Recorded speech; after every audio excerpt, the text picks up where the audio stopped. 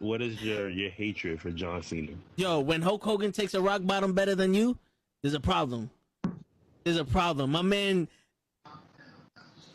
All right, so give me the camera. One rock bottom. Yo, no, it's more than that. Show, give me the camera. I got the fucking camera. Kenny, I'm gonna have to do it for you. I'm gonna give you the whole spiel. He came out as a prototype. Whatever. You know, he slaps Kurt Angle. Ruthless aggression. I'm not into that. Whatever. He comes out as a rapper. I'm like, okay, all right, I can dig it. You know, he's from Boston, so that's a strike. You know, us New Yorkers, we don't fuck with Boston too much, but you know what? I'll look over that. He's doing his thing. Something original. Some I could, you know, there's something different. It's entertaining. Comes around, and my man has a choice between The Big Show, Kane, or Shawn Michaels. And he gives the most pussiest promo I've ever heard in my life. I will never forgive this. And he's on some, well, you know, I don't want to fight The Big Show because, you know, he's a huge guy, and, you know, you got the Big Red Machine who wants to fight him, and Shawn Michaels is a legend. Fuck that, bro. You already beat all these motherfuckers already.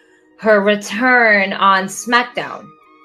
Okay. So I definitely read some rumors about that. Because for whatever reason, and I don't know Cody's reason, you turn around and go back, and people are gonna be, you destroyed thrones, and you go back?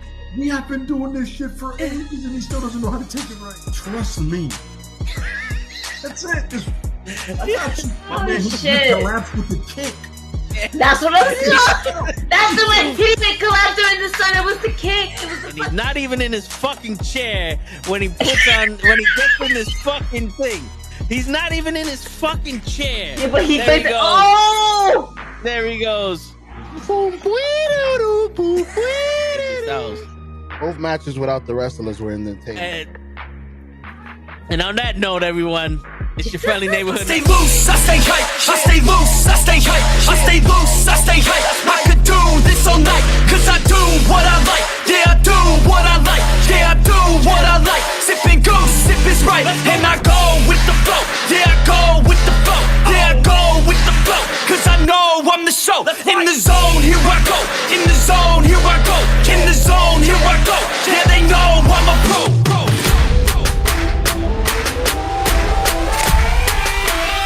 Let's go, let's go!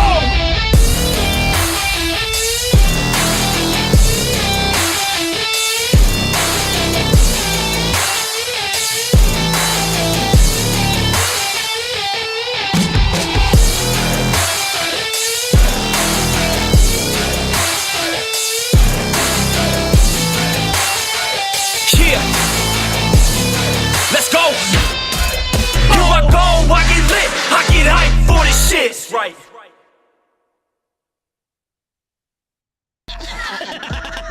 Word. He be like, I got a left elbow and a right elbow. I can break your face with an any elbow. Make sure that you get elbowed in your elbow with an elbow. Got the arm bar, get the phone ball, get around with the bomb and the bomb ball. Daddy's gonna take you to Jersey Shore. Yo, it's fucking Thursday night, and you know what that means. It's Wrestle with Knuckleheads. Gigi's on time, motherfucker. Gigi is on time. Yes, it's I feel special now. word. It's never on time. I'm on time today. That's right. That's right. right. Shit, and our special guest, the man, the myth, the legend, the guy who brought us Battle Club Pro and the Fallout, who ran the first show I ever went to, Jobber Slam, not Slobber Jam, Gigi. You all know that I get them fucked up. You know what I'm saying? You know, I get them fucked up. I did it for you, Gigi. I said it right for you. I don't want to embarrass you now. You know? That's all we have. For real. What's going on, brother? How you doing, man? I'm good. How you guys doing? Hype. I got a sugar rush. You know what I'm saying? Okay. We doing this tonight. I'm ready. Gigi, how was your day? Oh, yeah, she got the J-Mo. It's always great with the J-Mo. You can't go wrong. She kind of needs it to deal with me for 4 hours. So, you know. Yeah. A lot of it too. Word. You know. Today we don't got the outside cup. Not today. Word. We got to stay home mug today. That's it. We're good. Keeping it light. Word. So, I mean, listen, not after this intro. You might have to get that travel size mug, you know? Shit. But yo, first question I have to ask you: about 452 million people on my Twitter, not my Twitter because I don't have that many followers, but on our Twitter voted. The first question has to be Hulk Hogan or John Cena. This motherfucker. Yeah, do you know, Gigi? I'm doing it. I'm going straight John for the Cena. jugular. All right, and that's the conclusion of our show. Wait, hold on. It was good to have you. Wait. Let him talk. Wait. Where you grew up? Where you grew up from? In the Bronx. In the Bronx, right? Yeah. So you know what a real G is, right? Right? Please don't tell me G. Hold on, because I'm probably gonna explain it differently than anybody else has. All right, yeah, go ahead. You come home from school, the OG, whatever he was pushing, made sure you got to where you was going okay, because he understood you was coming home from school, right? Yeah. You had that, right? That was a little bit of sense of hope in whatever the dreary situation is growing up in the Bronx, right? Yeah. For 30 years, Hulk Hogan pretended to be a good guy and was a shithead. John Cena has been a good guy and has done more Make-A-Wishes than anybody else in the fucking world. That's point one. Point two, Hulk Hogan has been in the ring with people with like Shawn Michaels, AJ Styles, Sting, and hasn't had bangers. John Cena has. Now hold on. Was it John? He can laugh, he can get on camera. Show your face. Now wait. I'm not saying John Cena was the reason those were bangers, but they were, right? And last but not least, at least John Cena has grown into somebody that's reputable outside the business, where Hulk Hogan has spent the last 10 years trying to fix this persona that he has faked for 30 years.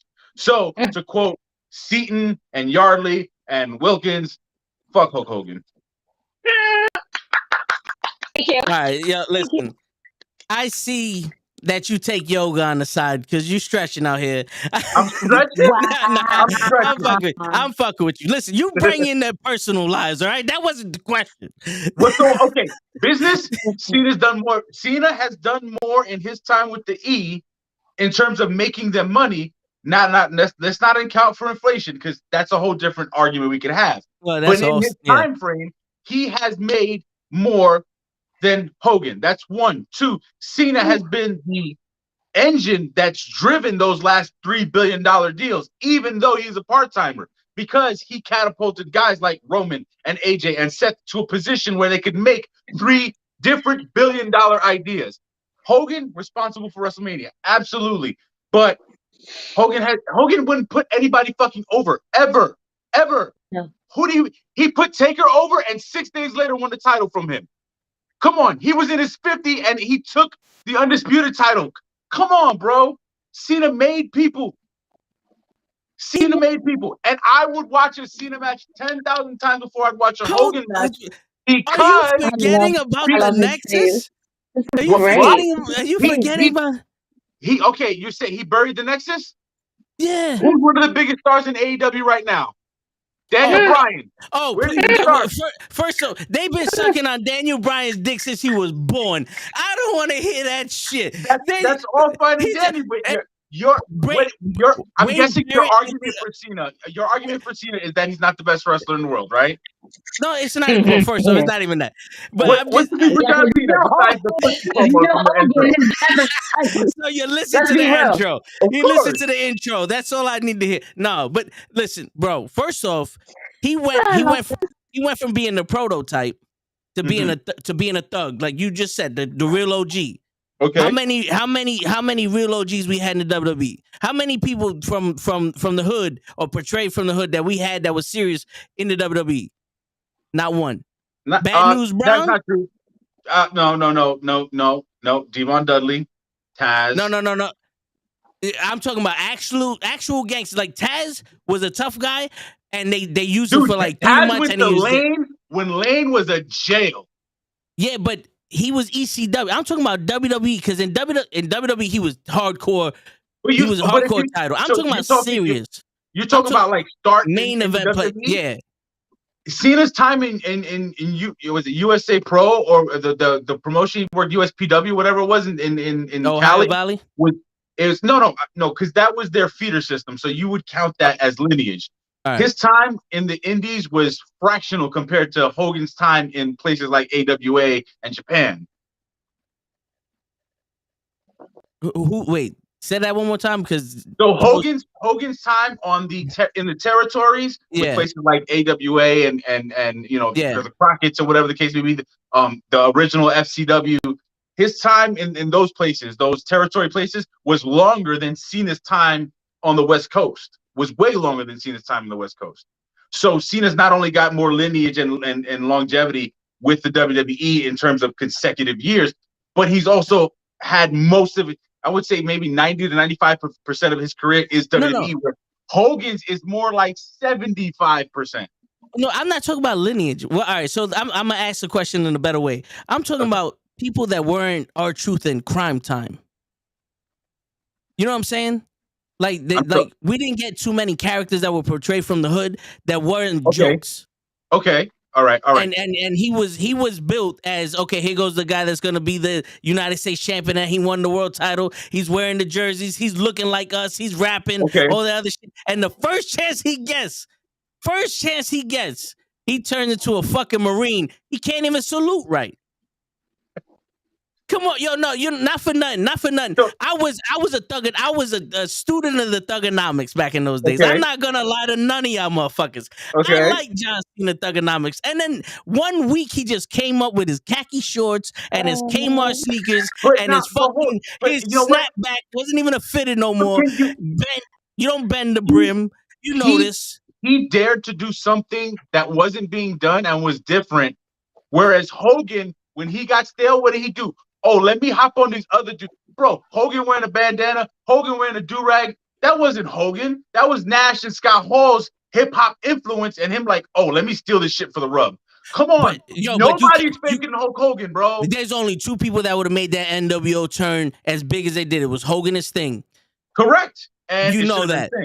It should have been, but Hogan was smart enough to do it. All right. But so how are you going to jump Cena for doing a business move trying to relate to a demographic that isn't represented when Hogan was faking the funk in the same situation to steal the rub from guys that were over at the time? So John Cena was a real thug? He wasn't faking the funk? I'm not saying that. He wasn't faking the funk as a Marine? No, I'm saying he catered to a demographic that wasn't being represented. Now, was he our guy? Of course not. He's, like you said, he's not actually from the hood. But that's no less faker than what Hogan did with the painted beard and trying to be all Hollywood and hip hop, stealing what Nash and Hall actually did. They really about that hip hop culture. He's more of a vulture than Cena is. If your beef is that Cena stole from people like us growing up, my beef is that he changed off the drop of a hat. He dropped us. You have to evolve. He didn't evolve. What are you talking about, bro? No, there's no fucking evolving. Yellow or black and white. That's all Hogan's ever had. He hasn't evolved since the Marine turn. I'll give you that. But Hogan was red and yellow for 12 years, then black and white for 6. Then we're back to red and yellow for another 12 years. But hold on. Here's the thing, though. Y'all forgetting this. Hulk Hogan progressively was getting booed and had to turn heel. He had to do something to freshen up his career. Okay. John Cena was at the precipice of his career and just decided, fuck this, I'm going somewhere else. The Rock did the same thing Hogan did. Jericho did the same shit Hogan did plenty of times. DX did the same shit back and forth. No one's did the shit that John Cena did, where just 1 week he went from being a thug to now all of a sudden I went through boot camp and I did 2 tours in Iraq. Come on, bro. Longer than 1 week. As soon as the Marines hit the print, he turned. Okay, but it was a little longer than 1 week, and that's first, second. And how many interviews has the question come up, when you're gonna have a heel turn? And he's like, I can't. That's not who I am. That's first of all. Second of all, if a heel's job is to get booed and I'm getting booed anyway, what's the point? Can I tell you why I booed him? That's the start of why I don't like him. I'm gonna tell you why I booed him and I thought he sucked. And and Gigi's gonna interrupt me, but I'm gonna be real with y'all because y'all know I don't fuck around. I got the facts right up here. 1-800-FACTS. You call them up. They tell you what I'm telling you. They got my back, Gigi. Okay. Listen, the same reason why I don't like, the same reason why I started to not like John Cena, and I really didn't like him in the ring. And I'll give him all those Make-A-Wish and all that other shit. Outside the ring, awesome dude. I'll give him that. This motherfucker, one, just like John Moxley, just like fucking Bryan Danielson, doesn't sell shit. Two, I joke, he takes a shot of Cena at the end of every match to jump, like he takes a shot of adrenaline, jumps up and starts F5 in everybody. He F5 two brand new baby fucking boys and beats The Miz after him and Alex Riley beat him for an hour. They literally landed a 747 on this man in the last man standing match. He just pops up out of nowhere. No hulking up. There's no imagination. There's no selling there. And that was match after match. When you said banger after banger, all I saw was Shawn Michaels did his very best and did nothing with him at WrestleMania. Triple H did nothing with him at WrestleMania, but that's not Triple H didn't do a lot with anybody. But so you hate that he didn't sell, right? The best match he ever had. He didn't sell, right? But now, can we've heard the stories of how tough Andre really was, how tough Bad News really was, how tough Haku really was. They would beat on Hogan for 20 minutes, and then you'd get this, and the match is over. The match is over. How you gonna beat hating on Cena when Hogan would get murdered, and then all of a sudden he shake the 7 strands of hair on his head, sweating, and the match was done. But you telling me that wasn't believable? That he hit the second win? No. Oh, wait, my man, you telling me when mommy put the chocolate on your backside, you after 15 minutes of getting the ass whooping and cocotazo from fucking all the way in the Caribbean, you woke up and the beating stopped. You ain't never been hit so hard that you did the little. Oh no more. But now you're arguing against yourself because you're saying I'm not. Yes, because that's what Cena does. First off, when Hogan did it, it was believable. It was like a last ditch effort, and he always won off the last ditch effort. You know when he didn't win? When he put the Ultimate Warrior over, the one guy that everybody says that can't wrestle. Remember, Macho Man was running shop when Hogan was around. So was the Ultimate Warrior. But he didn't put them over. CM Punk literally had to grab the mic and call Vince McMahon a bitch to get anywhere in the WWE when Cena was around. Do you like Stone Cold? I respect Stone Cold. But he's not my favorite wrestler. But his work, right? Yeah, that's what he did to get over. It was called Vince McMahon a bitch. He got himself over with the King of the Ring in that fucking promo he did. In that promo, he went from mid-card to top guy, right? But calling Vince McMahon took him from the top guy level to the man. That was storyline. Okay. That was storyline. CM Punk wasn't storyline. He said, fuck it, I'm tired of this. I'm going to say what I want. It was storyline. Listen, Kevin Nash said it. If it's on camera, it's a work. It doesn't matter how believable it is. I get it. And I get it. And listen, Matt's right here and he'll back me up. No matter what he says, he knows I'm right. Right? Even Hassan knows I'm right. Pro knows I'm right. Leon the King over here knows I'm right. Gigi keeps saying no because I'm right. It's funny because their beef with Cena might be with Hogan, but at least there were more guys who have been substantial to the business post Cena than there is from Hogan. No, listen. Yes, bro. In the world title, Rollins, in the world title picture. Hold on. Time out. CM Punk made the Shield. These guys. It wasn't Cena. Cena buried the suffering succotash Roman Reigns. But nobody buried talent more than Hogan. Hogan would take their finish, Hulk up, and then beat them. All right, so let me ask you a question. Let me ask you a question. Yes, in the Cena era, when you was Intercontinental Champion, what did that mean? You're the Intercontinental Champion in Cena's era? Yeah. What did it mean? Kind of a throwaway belt in Cena's era. In Hogan's era, it meant you were the best wrestler in the business. Emmanuel was At the that best point worker. in Correct. time, So who was putting people over?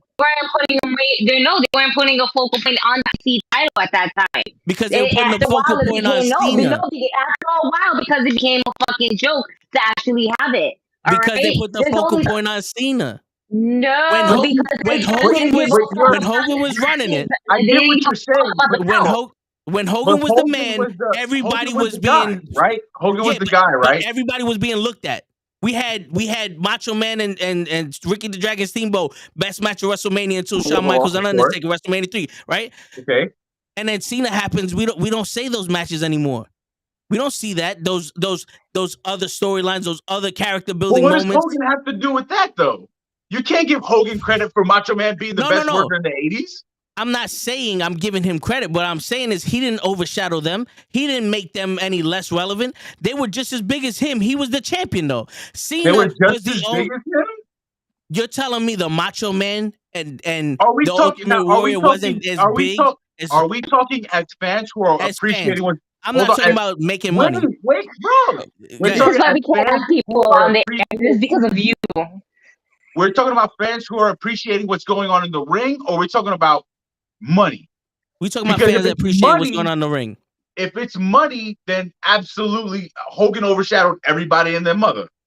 If we're talking about what's going on in the ring, yes, maybe Cena might have overshadowed them by being the top guy, but the argument now is that outside of Steamboat and Macho, how many guys can you confidently say in the mid 80s? Now when Brett took over, because that's when he was the man. But I'm talking about the mid to late 80s, right? Besides those two in the WWF, can you say we're transcendent workers? Well, all right. With Hogan. Yeah. We had Mr. Perfect. We had Perfect's 90s. Perfect's prime time 90s. That's right. Brett. We're talking about Hogan, right? The argument's Hogan, right? The 80s. Right. So now Hogan's thing is what, 84 to 92-ish? So those 8 years, 6-8 years, or whatever the case may be, right? So between, let's say, Cena's true ascension was that first run, right? So 06-ish, 05, 06.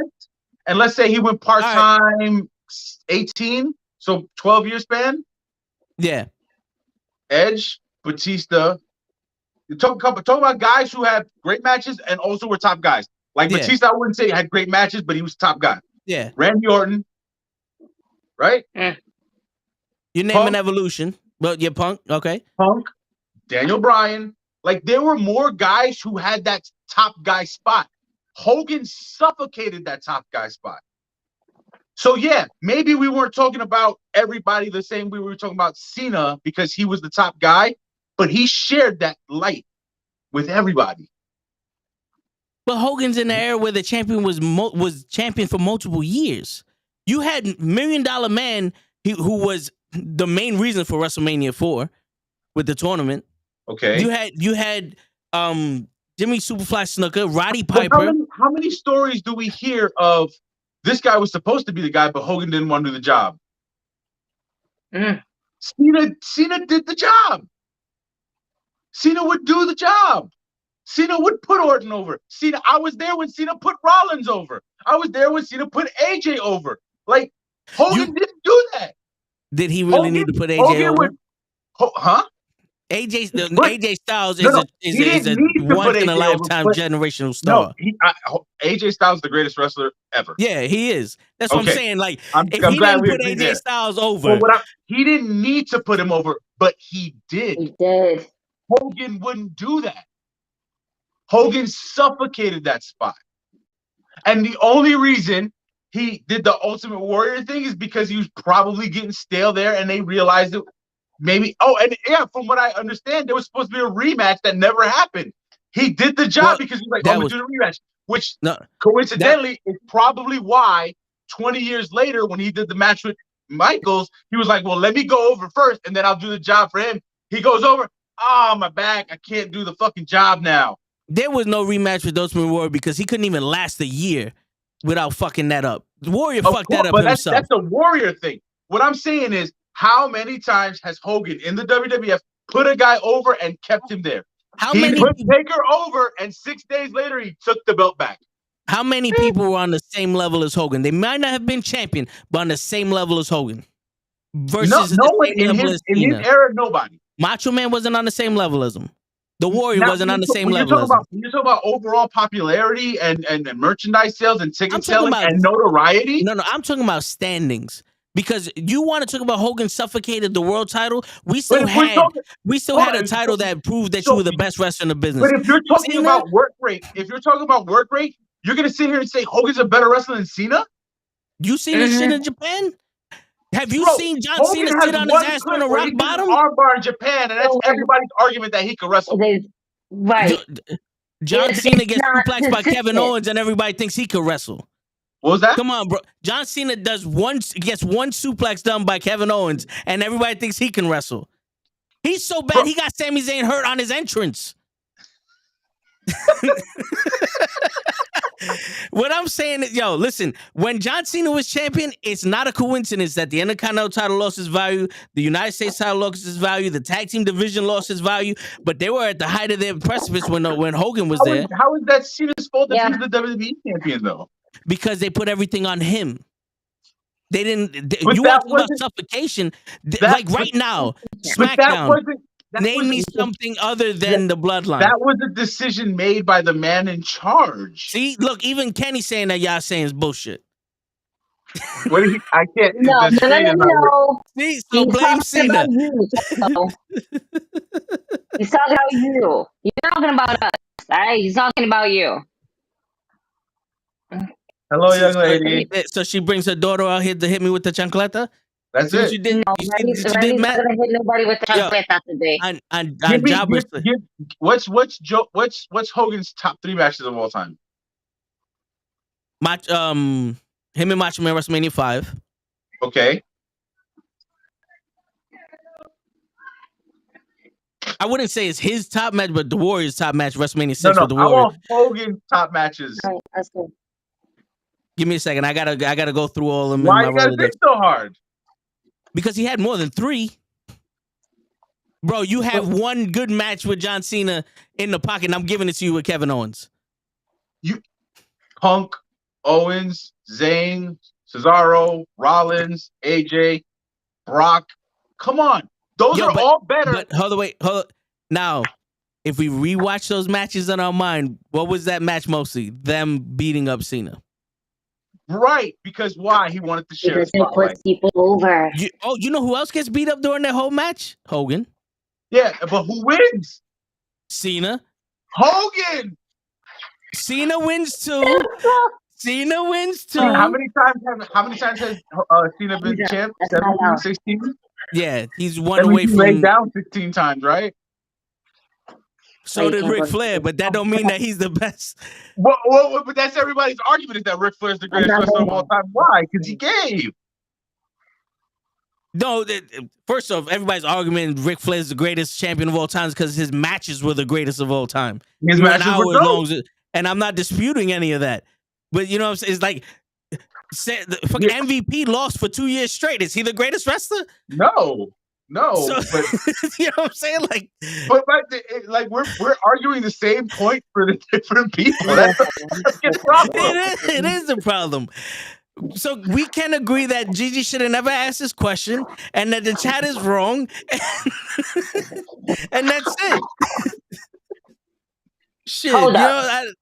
I came back real fast for that shit. First and foremost, the reason why Ric Flair is the GOAT, okay, is because he went to different territories and put people over. Hence why he is a 16-time world champion, because he was putting other people over by giving them a title run for their territory that he was kind of visiting in at the time. Okay, mama. But when he had to go back home, guess what? The champ, all right, had to come back home with the title. That's why Ric Flair is one of the greatest of all time, because he actually put people over. He put in that work to make that other person look good.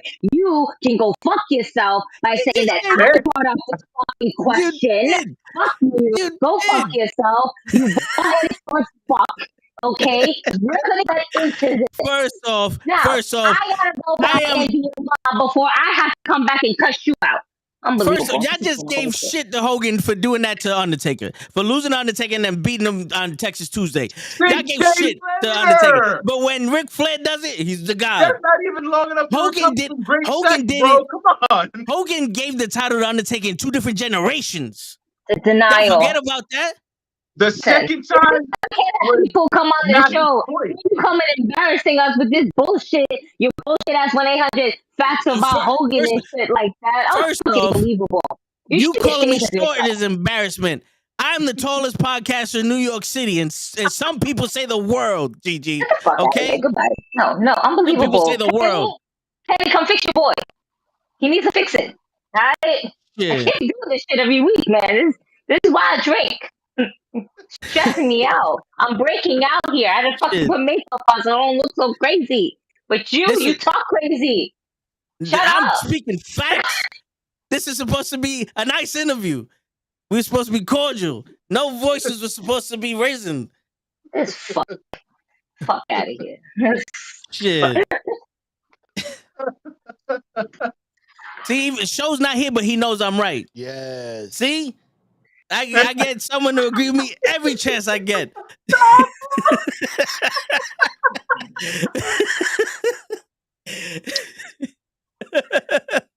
Oh, man. Shit. You see, Gigi starts some problems. But all right, now that we loosened up, that was a voice exercise, all right? If it's anything, I'll put it on the TV. Jesus. All right, let me mute it real quick so that way if she starts beating her child, we don't hear it. But yeah, so now that we got that out the way, okay, and you passed certain tests, but you know, it's 50-50. Okay, I'm not gonna lie though, to be honest with you, the era that we're in now, no one's really selling. So it's become I don't want to say a spot fest because that's for certain things, but it's become more about just getting your shit in than telling a story, which is why guys like AJ Styles are fucking transcendent because they can do both. Yes. Yeah, and I honestly think the selling is where the story is. Mm-hmm. You know.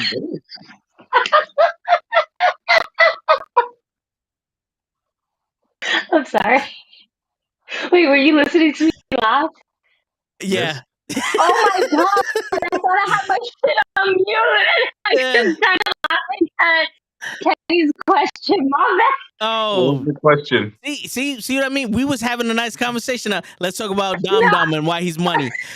Listen, if you think Dom is money, we're gonna have another fucking fight because of Gigi. We're not even about Dominic Mysterio. Yeah, we're not even 45 minutes into this shit, and all of a sudden you.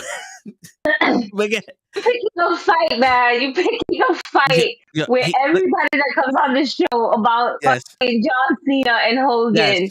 Yes. You're You know why? Because losing, and you need to just learn how to just stop at some point. I got the facts. Show. Am I right? Yeah. Your facts is as fucking good as the Snapple facts that comes at the bottom of the fucking They're bottom. the fucking truth. All right. They're the truth. Shit.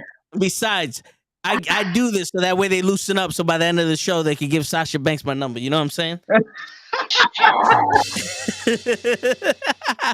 But yeah, anyway, how do you feel about Dom? Before we start talking about a real conversation, Kenny.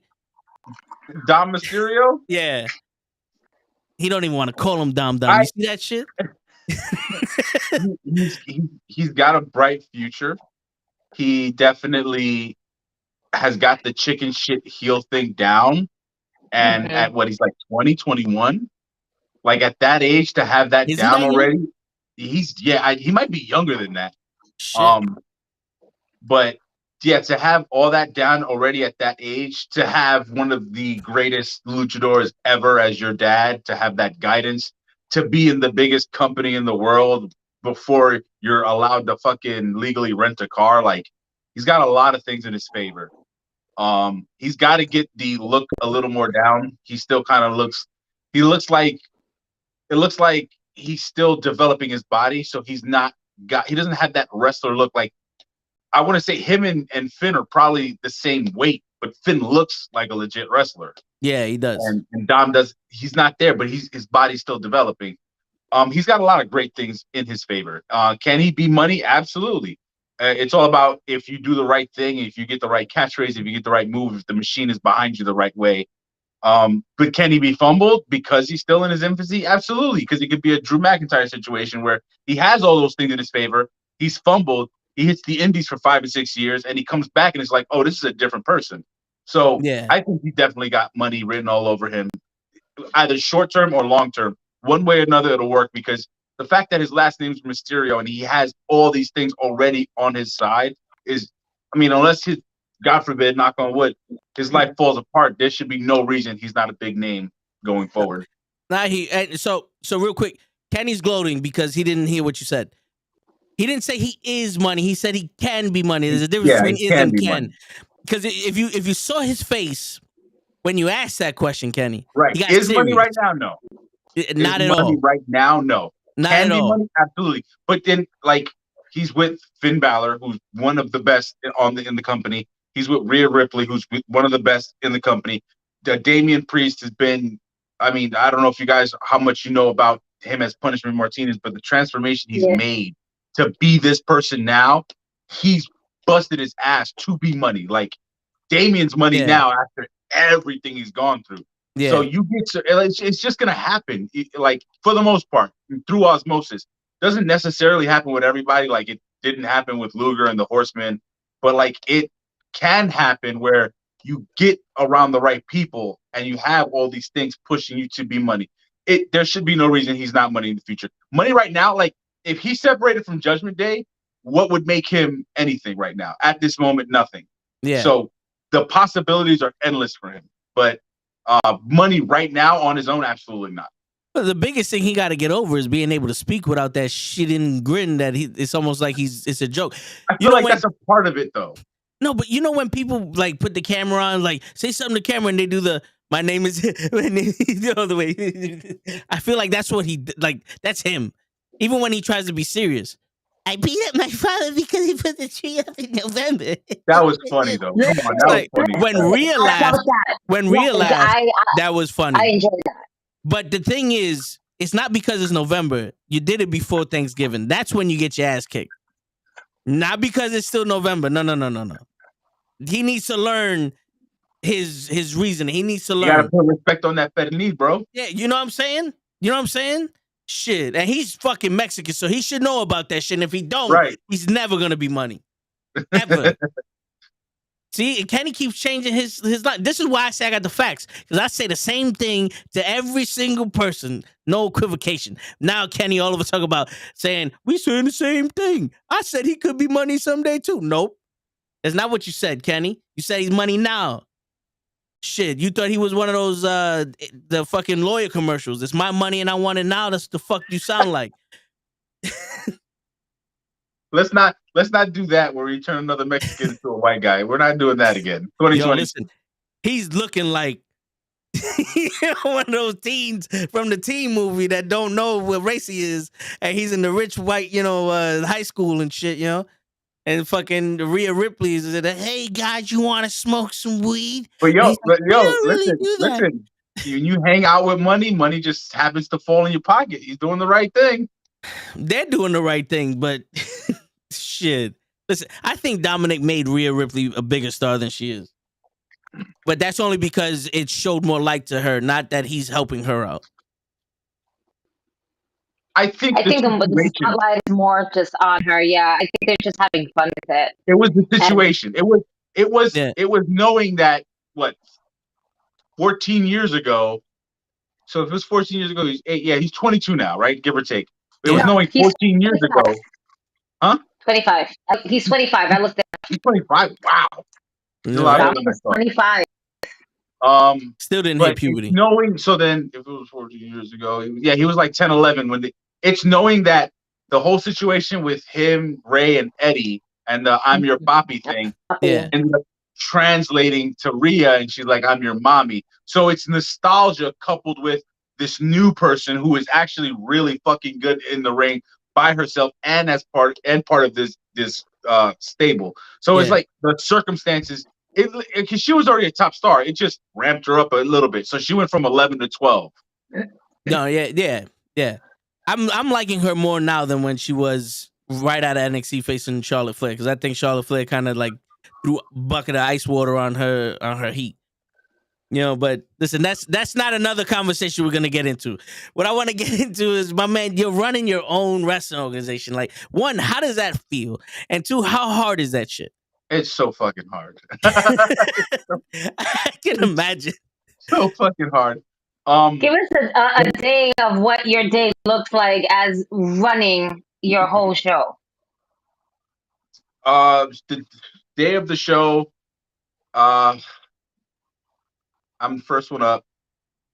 You gotta write the show up, you gotta organize it, you gotta get everybody set. I mean, it's you're an agent, you're an agent, a travel agent, you're a producer, you're a director. I take on the extra responsibility of being commentary. You gotta run backstage. Like, it's a lot.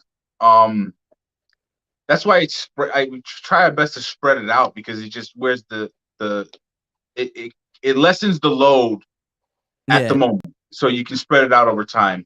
I can tell you that having Janelle on the team and her taking care of like sponsorship stuff and organizational stuff is, oh my God, it's so much weight off my back.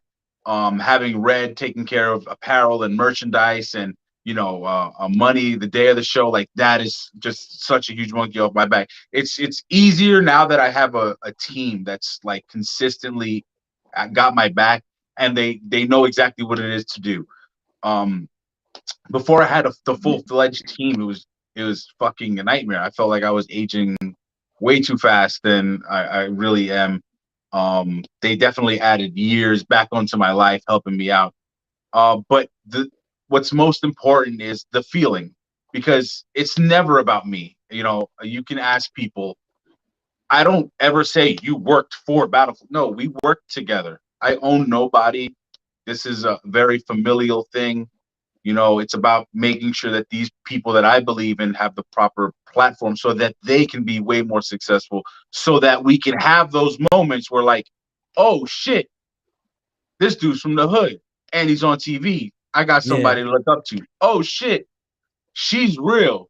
And I know I've seen her in the indies and now she's on TV. It's about those things. It's about, representation. It's about creating a place for us that will eventually translate to them being mainstream, and then the mainstream is the place for us. Okay. And not for nothing, going to the shows I've been to, I do get that family vibe. Even the crowd, it feels like it's like a family thing. Like, I remember the first time you walked up to me, like, "Yo, thanks for being here," and I'm like, "Did you tell him who I was, or did he just come up to me out of nowhere and just say thanks for being here?" And I figure it's like, no, he must do that to everybody. It's like, all right, this is I appreciate you guys. Listen, there is no Battle Club without the fans, the sponsors, the talent, the staff, the roster. Like, it's a brand, and at Fallout, we teach that, like, you should never lessen yourself for the sake of a brand. That's not how it works. There's no brand without you guys, and they need to understand that. That's why I'm a huge proponent. Is like, don't ever do anything for free. That's first of all, because you do it for free. God forbid something happens to you, you're replaced. So you have to have some kind of value, because once you put a value on it, then the value can only increase. It's hard as fuck to sit there and say, I'll do this for free, after doing it for 5, 6, 7 events, to turn around and say, hey, can you pay me?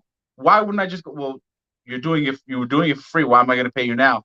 Oh, you need money now? Well, I'll find somebody else to do it for free. So if you start with that, listen, I have fucking value. I can add value, whether it's a promo, whether it's a match, whether it's producing, whether it's sponsoring, like any plethora of the things that go on when it comes to a show. You have a value, and make sure that your value is known. Wrestlers should absolutely never work for free, but we don't exist. Like I said, the brand doesn't mean anything without you guys. So that's why I'm a huge proponent of making sure like it's about everybody else.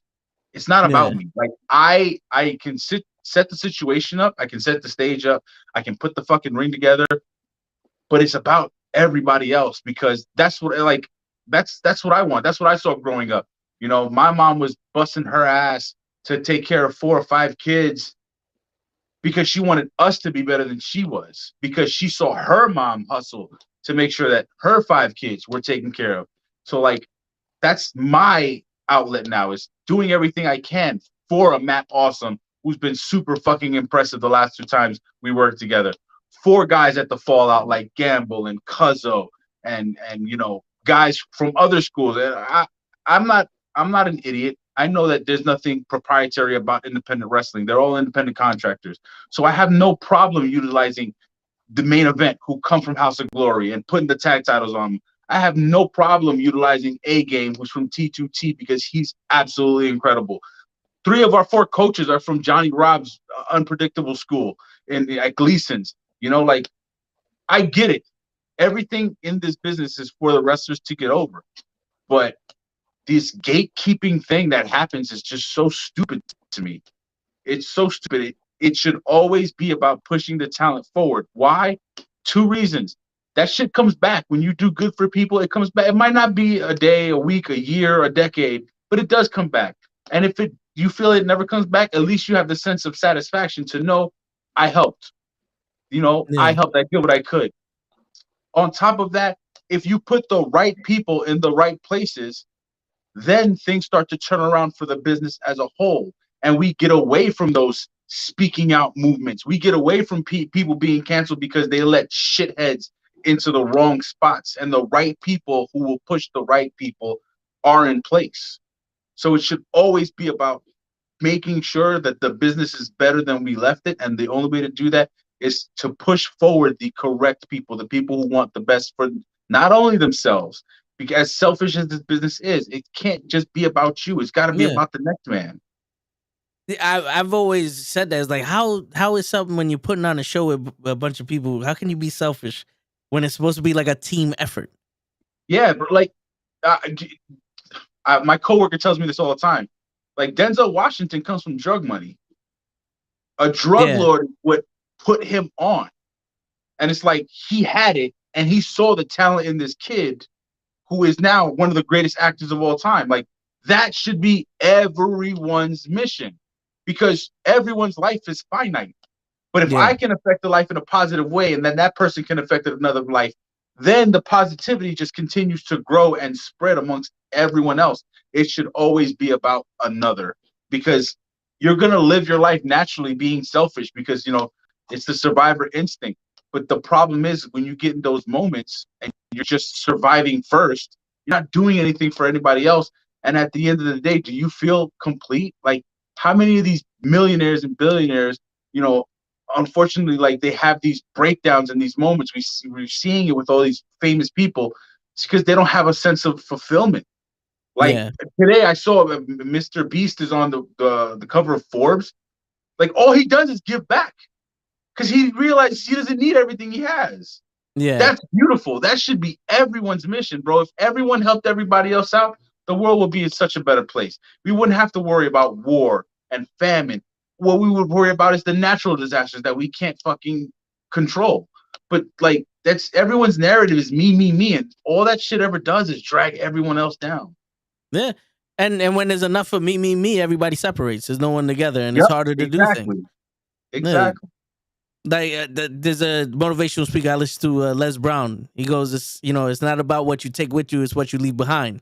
Exactly. And, you know, you helping people, whether they pay it forward or not, they're always gonna know, and you left a mark in their life. You know what I'm saying? So a part of you is gonna be a part of in them, whether they like it or not. You know what I'm saying? Because you teach them. When you give them an opportunity, you teach them to give other people opportunity. Yeah, and that's what it should be about, bro. Because, you know, whether it's Hogan or Cena, you can't be on top forever. So if you don't give back, you've literally utilized this beautiful platform all this time, and then you've left it in a shithole because there's no one to replace you. No, yeah, it's true. And yo, not for nothing, I usually say this at the end of the thing, but you know something? You're the only person that I would concede the argument to you for Cena because the way you just put it with the whole giving stuff. Because I do see Cena doing the whole make a wish and all that other stuff that he does outside of the ring. So it's and I listen. I grew up. I'm almost 40, so I grew up seeing Hogan be the man, and I will never deny that Hogan being the man is what brought me into wrestling, and then Macho being the worker he was is what kept me loving wrestling. But you can't deny his impact on the business in a positive sense, but it has to just be more than being the champ, and Cena has that hand over fist. He does have there's no skeletons in his closet yet. You know what I'm saying? Because there's a lot of shit that people hate Hogan for, but there are some people that give Hogan credit, like Booker T. You can't not give him credit, but I mean, he helped out Booker T from what Booker T said. I'm gonna preface this by saying I'm absolutely not for what this person's message was, but I'm not gonna use this specific person, but every horrible person that's ever existed has had someone go, that's not the person I knew. That person would help me do. So you can be terrible, but there's always going to be someone that knows a side of you that most people don't know. In this situation, it feels like there's way more people who have negative things to say about Hogan than there is people who have negative things to say about Cena. And it's a perception that the particular wrestler leaves on people. This is the perception that they leave on, and perception is everything. Yeah. The perception of Hogan is that we all know that he is a racist. Why? Because of the shit that he fucking said out there and everything like that. But you also have to see that Hogan did put in a lot of work for this industry. And you can't dismiss it. No one is ever going to dismiss it. There's always going to be arguments, obviously, that we have, especially I don't believe that. With the Cena and Hogan. But again, at the end of the day, it's always a perception of what one has of the other. That's all it is. And I believe in good karma. You do good out in the world, good comes back to you, no matter what. You do shitty, and you get shitty karma. No, I hear you. The way the world is. So real quick, another not serious question, but I'm going to ask it anyway. Because, that Twitter page, there was about, 200 million people want me to ask. Now, I sent an email out to Willow Nightingale. Okay. And I told her I would twerk for her in a video if she came on this show. Okay. And I never got a response, but the next day she signs with AEW. Now, legend has it that she signed because of that email. Wow. Now, listen. She made me twerk at the last Battle Club Pro event she was on because of Gigi's daughter. But my hips don't lie. Okay. So, now, what were you going to say? She might have been a little bit too scared to see Mr. Wiggles come out of retirement. Because, I used to be a stripper and they had to stop me because I was making too much money. Okay. Wow. We went with Mr. Wiggles. You may know. Is it true? Is the legend true that she signed with AEW so she wouldn't come on the show? Or I don't think she signed with AEW to not come on the show. I think what I will say is you twerking didn't hurt her signing with AEW. Okay, all right. Because something. Listen, man, I mesmerize people. Once you get the top going, you're frightening people. This is different. You frighten a lot of people. Hey, listen, just because I have 13 restraining orders on me doesn't mean I frighten them. All right? They're just being cautious. I just heard 13 is a lucky number.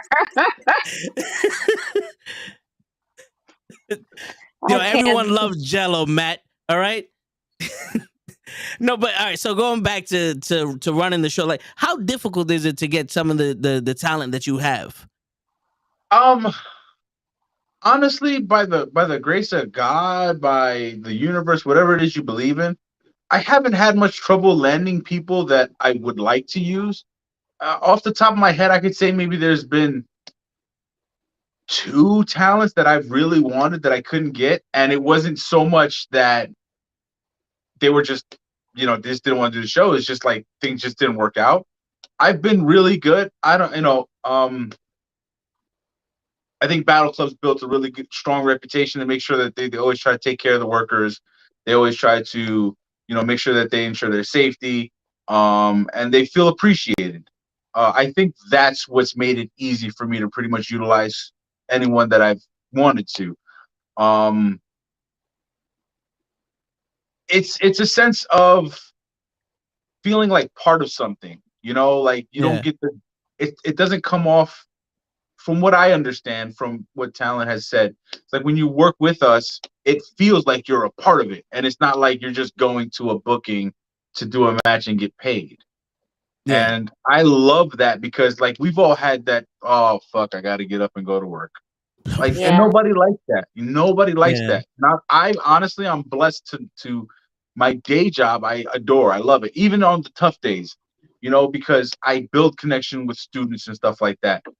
So I want that to translate to wrestling. I want people, when they come work with Battle Club, to feel like, I'm part of this, even though, I might not be the main event, but I'm doing something to add value to this, and I'm showing that I matter. And I think that's what it is. It's sometimes it's tough. There's communications. I've only had a couple of times where I've dealt with agents, and that just gets messy sometimes because like you talk to the talent and they tell you one thing and then the agent's being a hard ass. But I can say for the most part, like, talent acquisition, it hasn't been really difficult for me.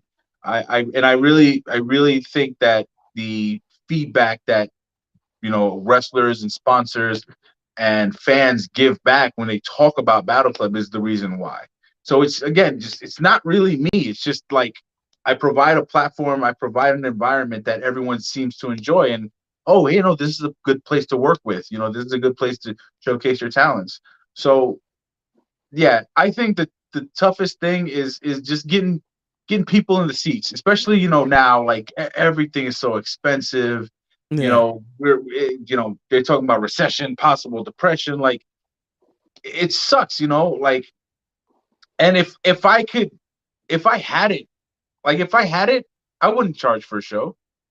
I'd be putting this on free if I could, but I can't, like. No, yeah. It sucks, and I try to do my best to keep it as low as possible. I don't want to line my pockets. I've been witness to, and it's in the news right now, the whole Jerry Jones things. Like, I've bared witness to too many people lining their pockets. They seem to be a certain shade, lining their pockets with greens that come off the backs of Black, brown, Asian people. Yeah. Like, I don't want that. It's not about me getting rich. It's about y'all having a stepping stone to get that generational money for you and your families. Yeah. So it's never about me. And I think that's why it's been, like, we've had good crowds, it's not always what we need, but I think the hardest part is just, like, selling tickets, because again, it's so tough, like, every show I want to sell 1,000 tickets. Like, the dream is always, I can't fit anybody else in the building. I'm sorry, you can't come in. Like, it sucks, but, like, that's the, like, oh my God, dream. I think that's the most difficult part. But again, I know it's not. If we were in a period of abundance where people just had it, I'm pretty sure there wouldn't be an issue. But if you're sitting here and your issue is, I don't know if I have money for lunch for the week or I can go to this show. One, reach out. I've had people hit me up. Hey, listen, I want to go, but X, Y, and Z.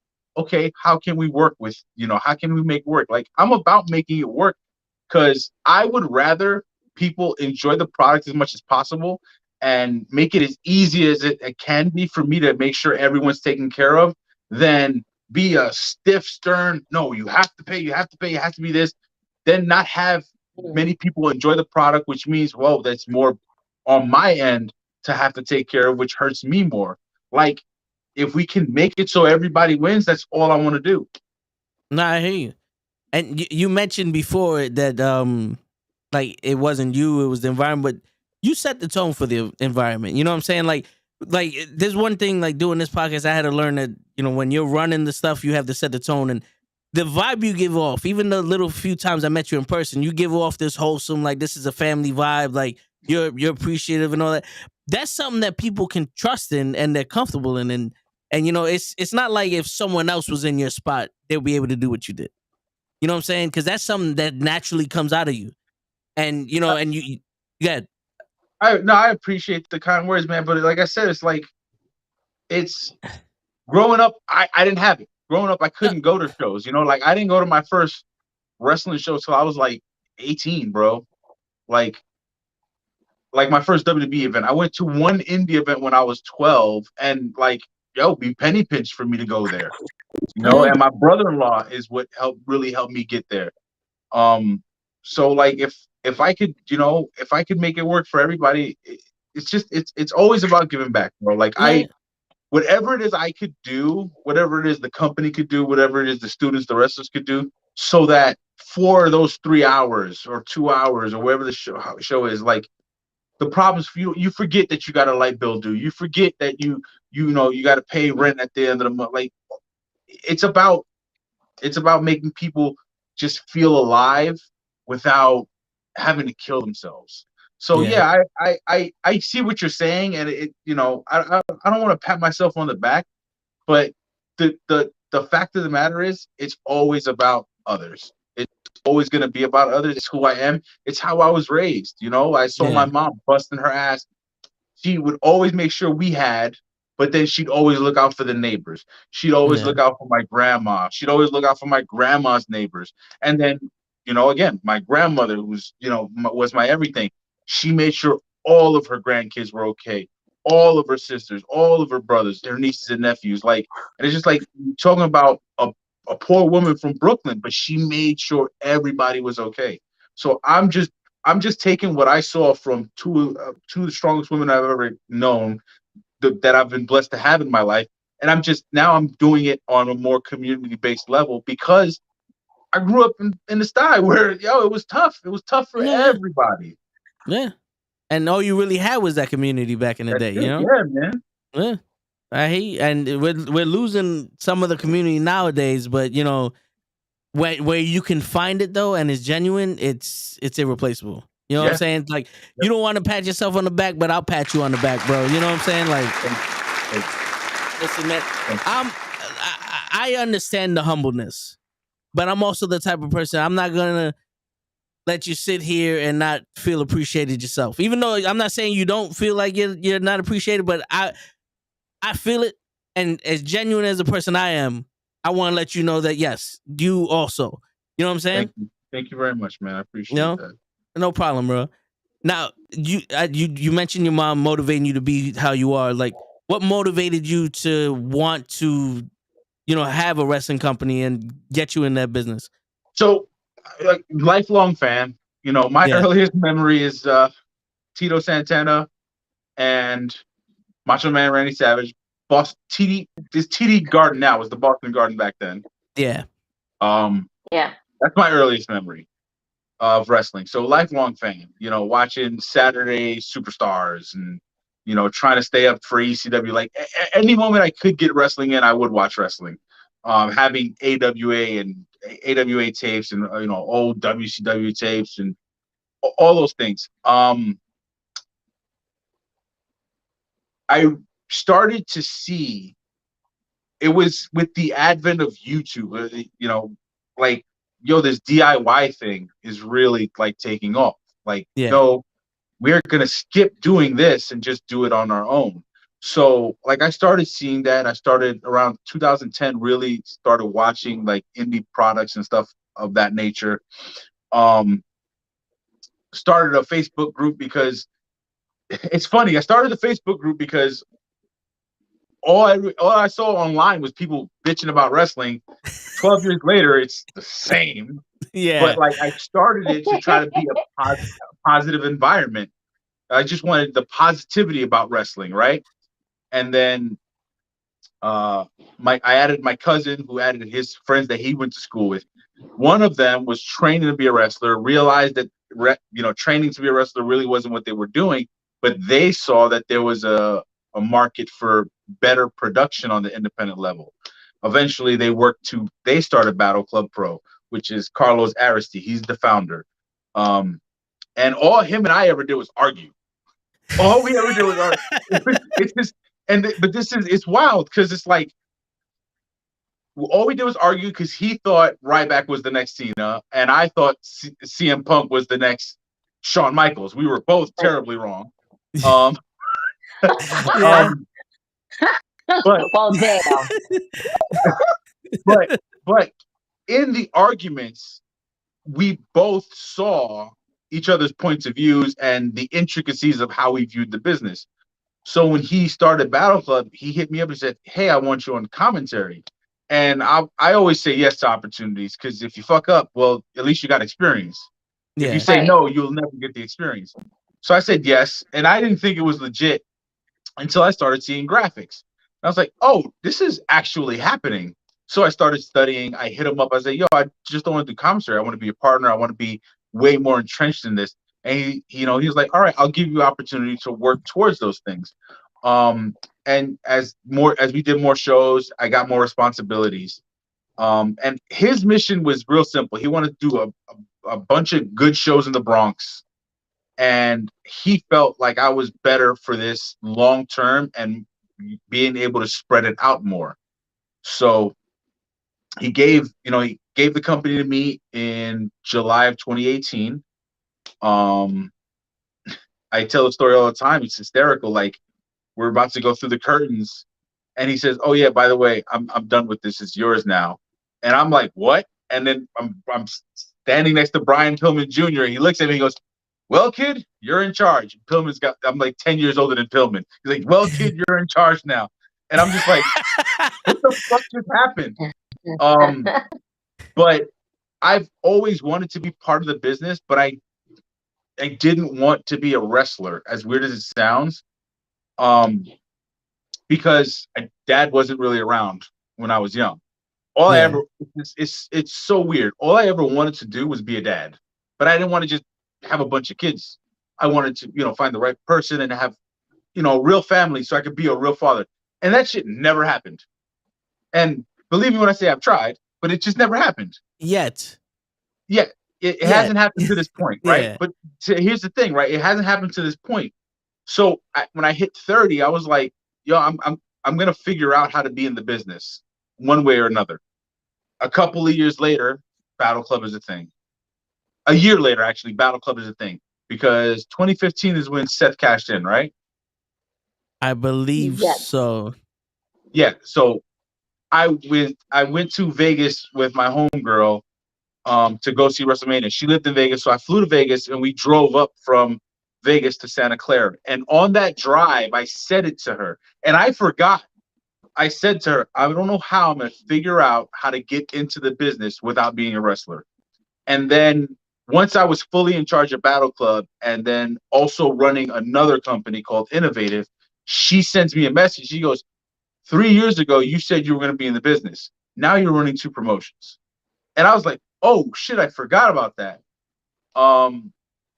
So it was always just wanting to be in it because I loved it so much. And like I said, when I hit 30 and that switch, I flicked that switch where it's like, all right, the dad thing isn't happening. I guess it'll happen sometime down later. It's time for me to go after what I love. And now, 7 years after that, I got a wrestling school.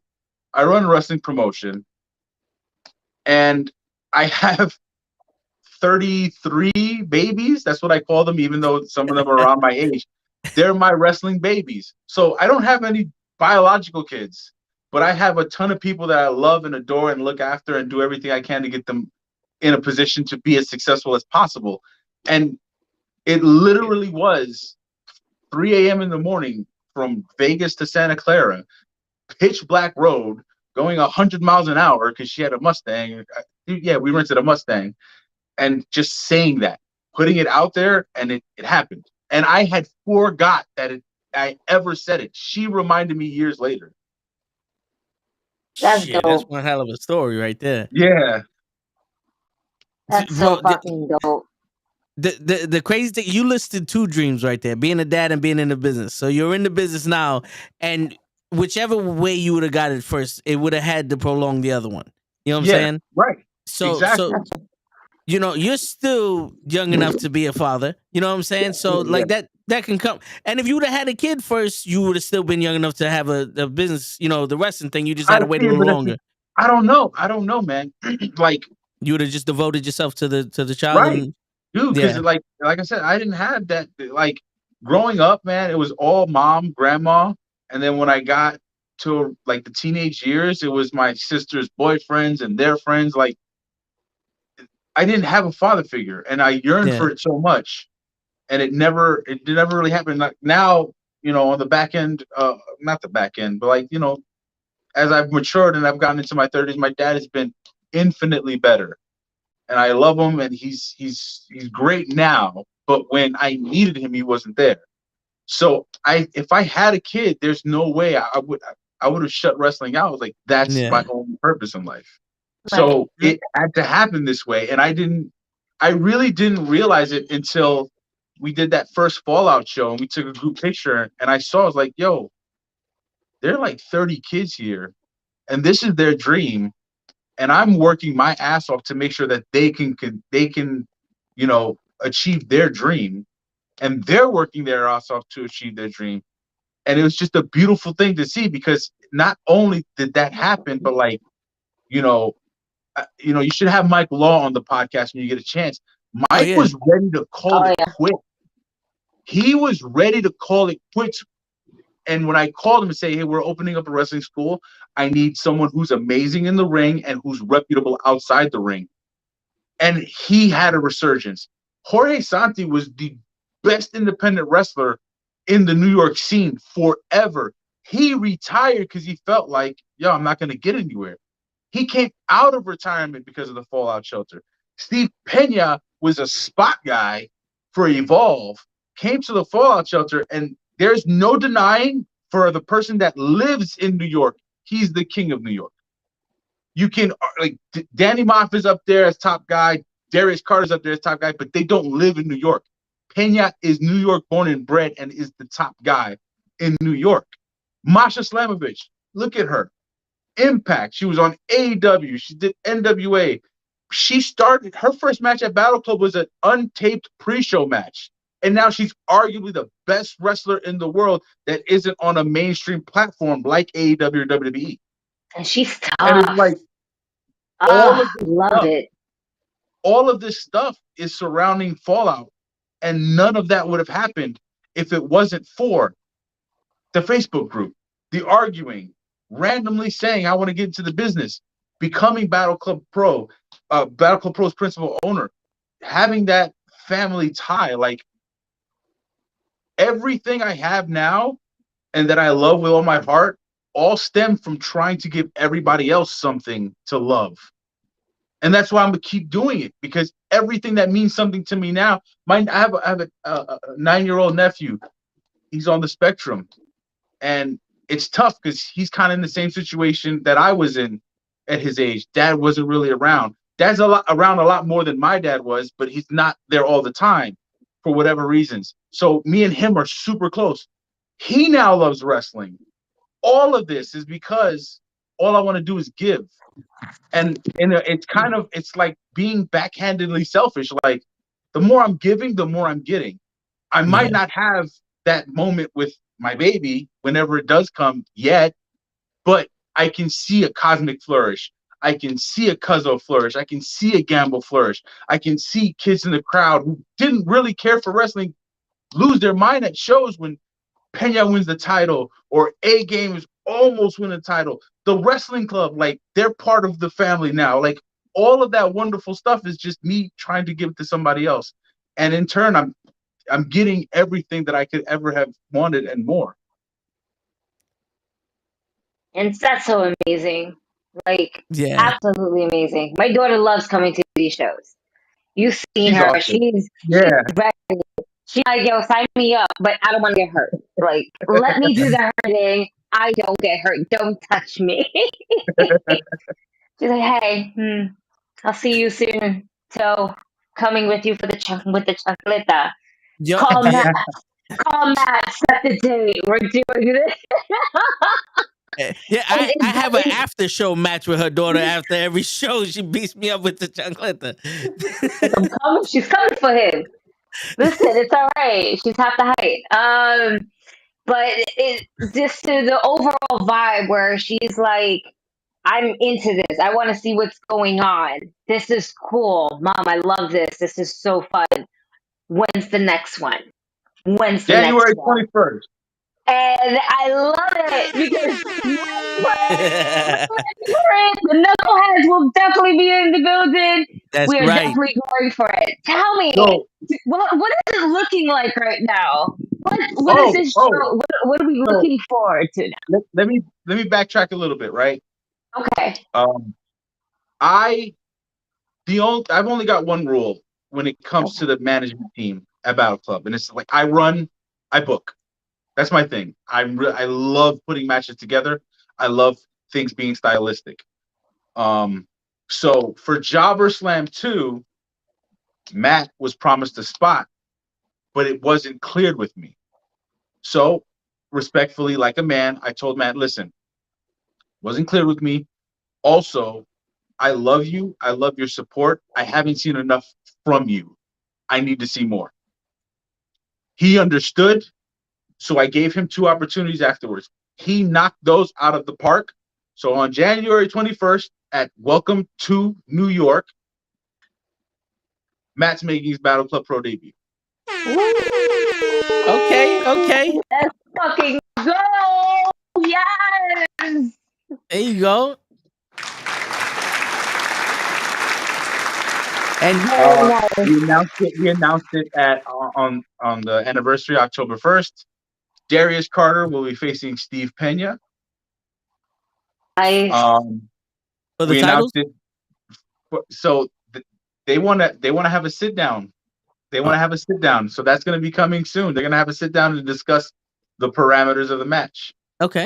And the match I've been looking to book for, it'll be 4 years now at this point.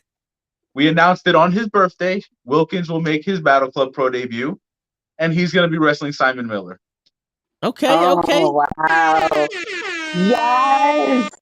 Yes. Like Gorilla Monsoon would say, it sounds like a happening.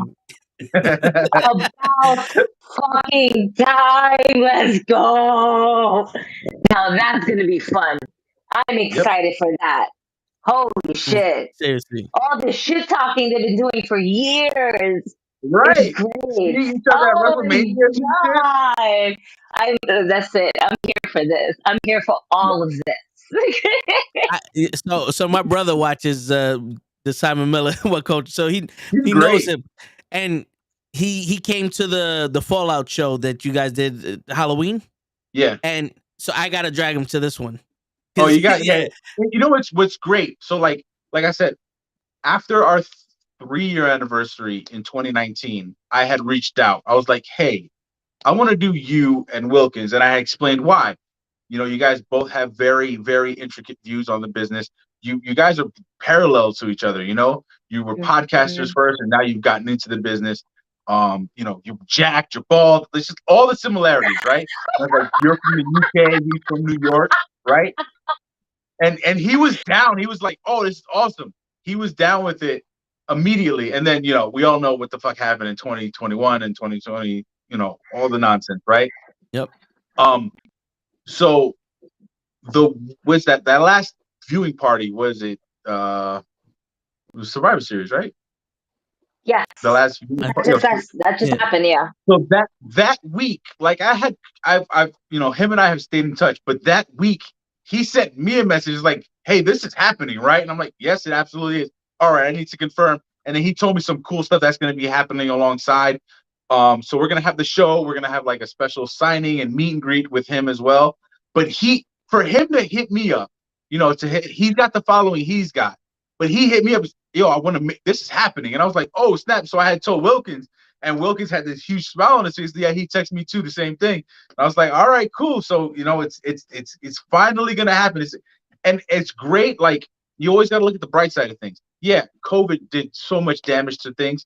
But I think at this point, Wilkins has raised his stock to that level of Absolutely. Wilkins as Simon has. So the dominance that Simon has overseas, Wilkins has, everything he's done with, Unsanctioned and Complex, all the stuff he's done with Vice, the stuff he's done with Hog, the Jobber Cheers podcast, the Jobber Cheers network, like all the wonderful things he's done. He's got his stock. So it's now no longer who is this guy Simon Miller's wrestling. It's like, no, they're head to head, they're toe to toe. So you look at the bright side of things. Yeah, the world was on pause, but in that time, Wilkins has done everything and more to raise his stock to be that dude. And I will always side with Jobber Cheers podcast. I'll never forget it. There was a business meeting being had. Wilkins was there. Something was said, and Wilkins looked at me and walked away. And I knew in that moment, Wilkins understood that what was said was absolutely made no sense and inappropriate. We then spoke on the side, and when he came up with Jobber Cheers podcast, it was absolutely not even a thought in my mind to not work with them. With Janelle, with Dre, with Yardley, who's currently training next door at Fallout. It was family. Like, he understood what we're trying to do. I understood what they were trying to do. And yeah, we've grown to be a family. So it's wonderful. All that stuff has happened. Like, you can't go back and change the past. All you can do is find those things that were positive in it. And quick story, like, I literally at the beginning of the lockdown, I lost my grandmother, who's the most important person in my life. But if I didn't lose my grandmother in that moment, I would have never had the avenue to start the Fallout Shelter. Like, yes, it was the hardest thing, and it's still hard, and it still breaks my heart when I stop and think about it. But if I didn't, what is now the most important thing in my life outside of my family. So you have to search the positives. And like I said, COVID took a lot away, but in that time, Wilkins, Janelle, Dre, Yardley, their stock has skyrocketed. So they've been advantageous of that happening. They've definitely been putting in that work around. And I love Janelle. Yeah. She actually was the one that reached out to me for Women's Crush Wednesday. And that was by far the first indie show I've ever been to, and my first indie show I decided to sponsor. Yes. You got Carrie, yeah.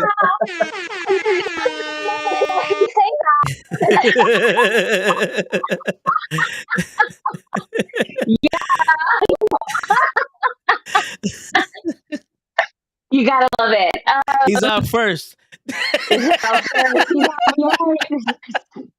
I'm the cream filling in the sandwich. Bing bong.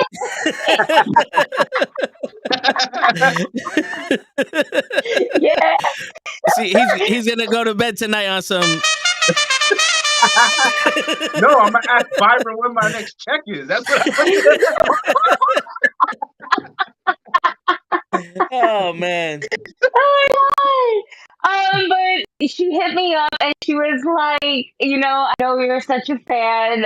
Want to do something? And I was like, fuck it, why not? What, 420? I was like, I fucking love that day. Where? Brooklyn. I said, shit, that's far. I was like, but you know what? Fuck it. If you don't take that leap, you don't know what opportunities you miss. So I definitely went for it. And it was definitely Sick and Juicy versus Janai Kai and Jordan Blade. Oh my god, that was like it.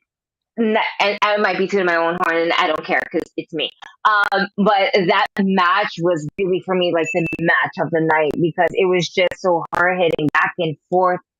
Such a great match. Like it's like a story that literally unfolded in the ring in front of our eyes, and it was a beautiful thing to watch. And that was right before the main event with Big Swole. And oh my god, what's her name? I see her face. Oh, I'm terrible with names. Thank you. Oh man, I see her all the time on AEW. I was just like, yes, let's go. And I'm like, I love it. And it's a great thing to see because, as a sponsor, it just feels so good to like like you said, help those get them to that dream, that next level, because you feel like you're a little part of their story, you know. And I feel like with wrestlers in the indie circuit, it's just like you're watching their story unfold every time they wrestle, and then every time they have this just like one-on-one, you know, interaction with you and just shooting the shit with you and just having a good time. It is just that much of a good feeling overall around, and it's like a drug. You got to just come back for it, and it's just so fucking good.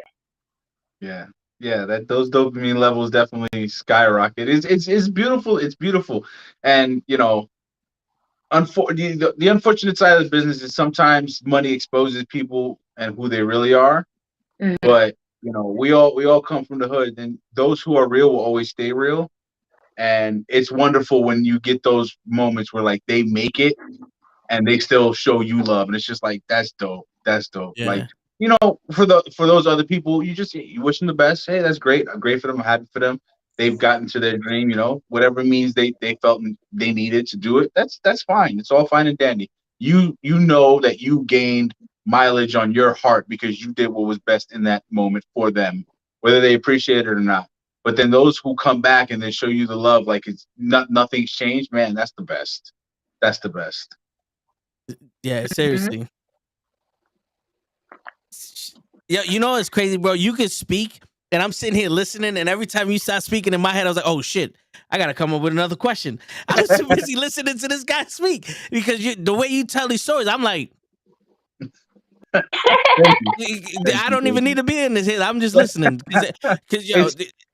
It's a technique I developed for my day job, man. Like I said, I love it. I love it. I love being able to have those you know interactions with the students where you know you can calm them down, you can connect with them on a deeper level.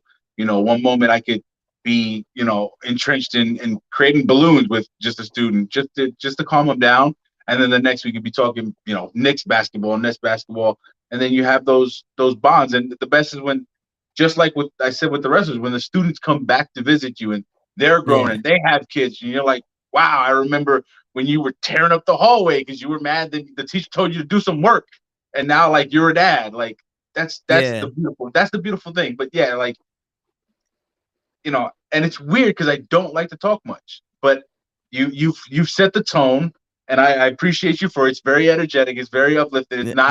It's not you know monotonous and not boring and not tedious. So like my shell's wide open with you guys, but yeah, like it's a skill I've developed over the last 10 years working in education, and I wouldn't trade it for the world, man. And I tell you, man, I've been punched in the face, the nuts, scratched, damn near stabbed, like have things tossed at me, and I wouldn't trade it for the world because I understand in those moments those kids are going through some tough stuff, whether it's at home or in school or just in their mind at the moment. And they just need love, and I'm there to love them. No, I hear you, and you know, and just like you, my goal is to have everybody that comes on the show feel like they belong. One, because we really want them here, and two, just, you know, to be comfortable enough with us, because you know we're a bunch of genuine people, and we love wrestling, and you know, and we want to experience that with you. You know, fuck it. I accept people, you know, not liking who they like. I had to. I'm attached to Hogan because growing up, he was the only person I ever wanted to be. Like I've always like my mother and my uncle always told me to be my own man. I appreciate that. You know, I wear the beard better. Yeah, much better. Yeah. Like I was taught to be my own man, so I've never wanted to emulate anybody. But Hogan was the one person I wanted to be. Yeah. You know what I'm saying? And like having that, and then when he turned NWO, I was still a child. So to me, it was real. And I turned around to my father, and I'm like, why is he doing this? Now I can't cheer him. He's my favorite wrestler. And my pops goes, it doesn't matter. You can still like him. And that's when I learned, like, okay, you can accept people for who you are. So a lot of life lessons that I learned came from a situation Hogan was in. So that's why I'm attached to him. The shit he said in private and all that other stuff, I can't control that. but I can control what he did in the wrestling ring. You know what I'm saying? No, you can still appreciate his work. Yeah, sure. So when other people don't like him, or they hold him to those standards, and I don't take it personal. I do defend him a little bit, but listen, that's just me stirring this shit up. A little bit. That's an understatement, sir. I'm just saying. Everyone here knows I'm not emotional. Okay. Stop the shit. Stop the shit. You know what I'm saying? Stop the lying. No, but yeah, we already know we're not doing this. We're not doing this. No, but listen, that's true. But everyone here has a chance to be themselves, and I encourage them to be themselves. So that's why it's you saying that. I appreciate you saying that, and I feel like my job is done. It's definitely It's up there with Jobber Tears as some of the most fun I've had on the podcast. Appreciate you.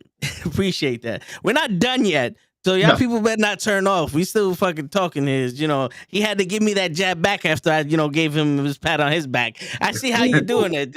Touche, sir. I see this. You got this round.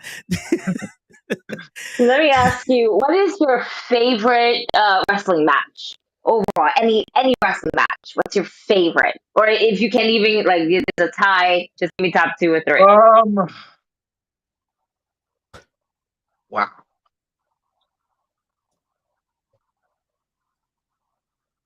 So, and no, she didn't stump me because I'm in the same right now. I'm in the same boat as you with what I'm about to say, because nobody likes this guy right now, but he's my all-time favorite, and it's Punk, Cena, Money in the Bank. Okay, the kiss goodbye, like, because you don't believe it's gonna happen. You're like, there's no way he's gone and leaving with the title. There's just no way. Like, you've literally watched them screw Bret Hart because they thought that would be the situation. Yeah. And it happened. It happened. And it's just like, holy shit. That I'll throw you a curveball. When Owen Hart beat Bret Hart at WrestleMania 10. And then Bret goes on to win. But my thing is, and very similar to you, like, but Owen beat Bret that night. Like, Owen should be the champ. Owen should have been him. Well, what's going on?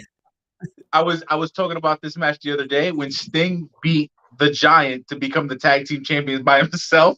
I don't know why, but I love that. I love that match. I love that match. Man, I would go.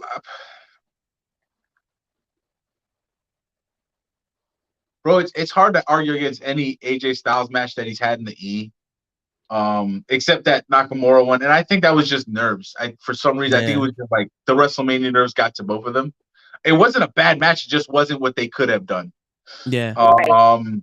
You think they limited them? Like, do you think there was one of those you guys don't have enough time to do what you would do in Japan, and they just was like, shit, we're gonna have to do it WWE style? It could have been that, but I've at least being, sitting back and watching, I've never felt like they put the handcuffs on AJ Styles. I can see that. I felt like he was always had free reign, and it was, it was Triple H really vouching for him. Like, no, this dude is generational talent. Yeah. WrestleMania 12, Bret and Shawn is another one that, like, I watched so many times. Yeah. There's a lot of them. I would probably go the Money in the Bank where Punk went up, just as a personal favorite. And the story behind that was right. The story behind that was incredible. My favorite wrestling match on the independent scene is the Sea Stars versus Santana and Ortiz, because of what that moment meant with Santana and Ortiz then going on to AEW, like us for that moment being their last independent show. Because I don't know how many people know this, but Santana and Ortiz were in the first match I ever called as a commentator. I did not know that. So, like, they've done a couple podcasts that I snuck in on, and I would say, they have a special place in my heart because they were in the first match I ever called. Yeah. So, to see where they have gone and to have that moment, it's changed now. I believe their AEW contract opened up so they could do more independent stuff. We've utilized Santana since he signed, which was a great triple threat match for the franchise title. But like that just meant so much to me because it in that match, like having the Sea Stars go up, because I'm a huge proponent of women's wrestling. When it's done well, it's done masterfully with such a beautiful thing. To have them beat the team in New York, the team that's been the team forever, and then that team to go and show up on TV not too much after, knowing we were their last gig before they made that jump, like everything that encompassed it on top of the match that the New York State Athletic Commission didn't show up for, so they did what the fuck they wanted, and it was wonderful.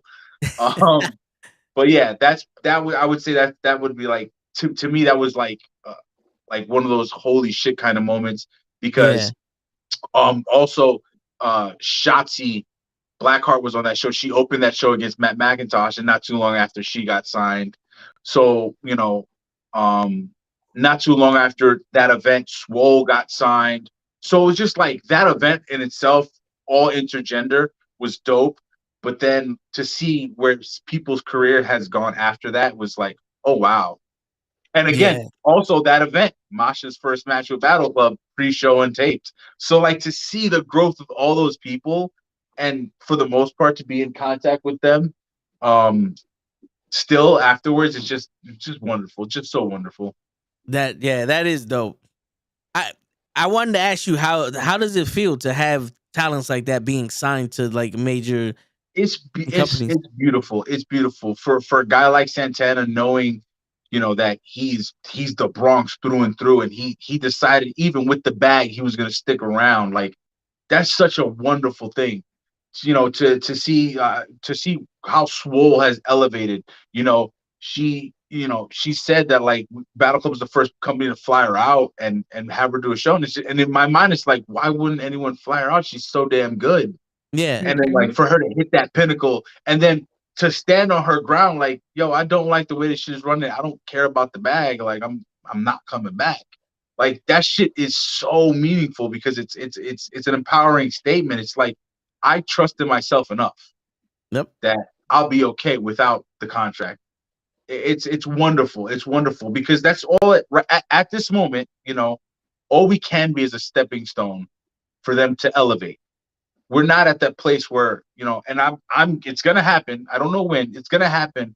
And if everything goes my way, like God willing, like the coaches at the Fallout will be the first people I sign to a legit contract. We'll get there. I don't know when, but it will get there. But for right now, to see that they're getting contracts elsewhere and being featured prominently is such a beautiful thing. They put in so much work. They do the drives. They do they fly late nights, constant training, not really caring about relationships. Like, no, my dream comes first. To know all the hardships they go through, it's beautiful when they finally get what they've been working for.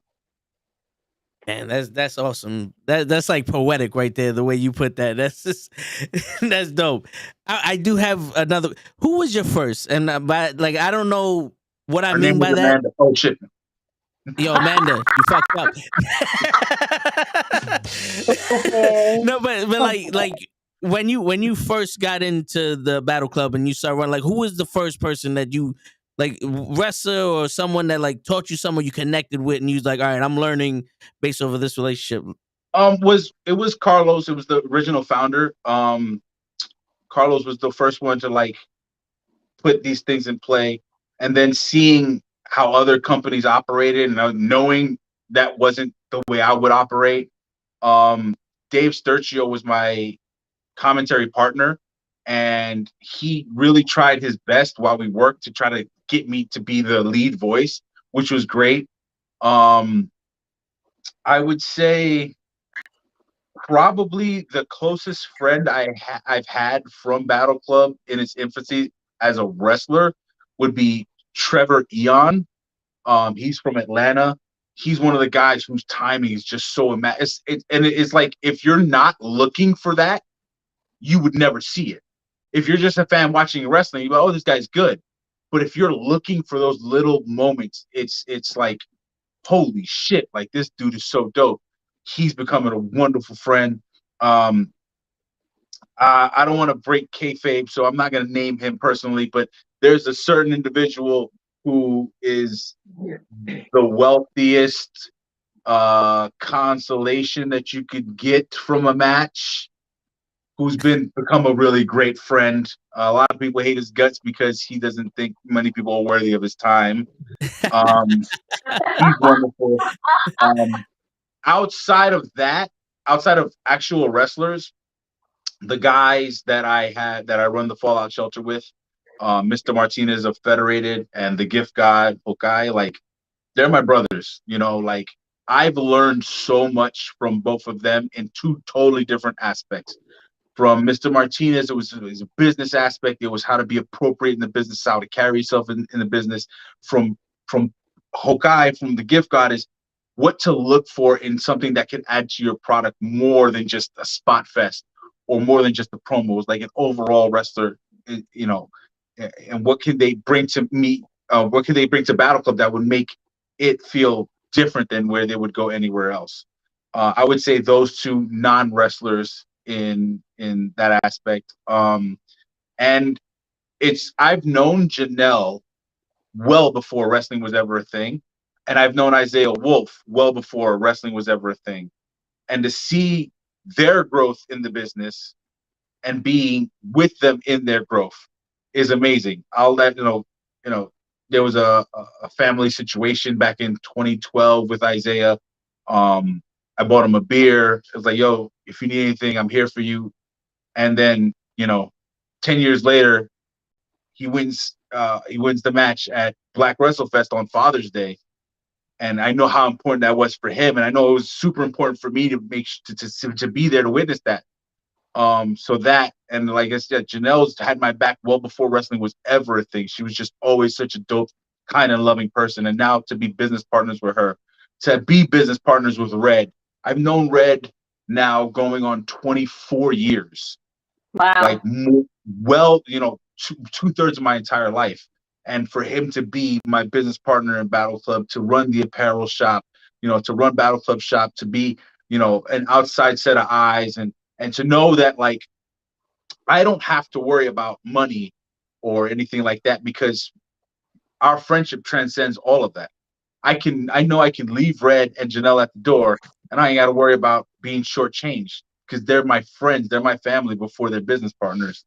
Yeah. So those six people, he who shall not be named, that wears a scarf and a nice suit all the time, Trevor Eon,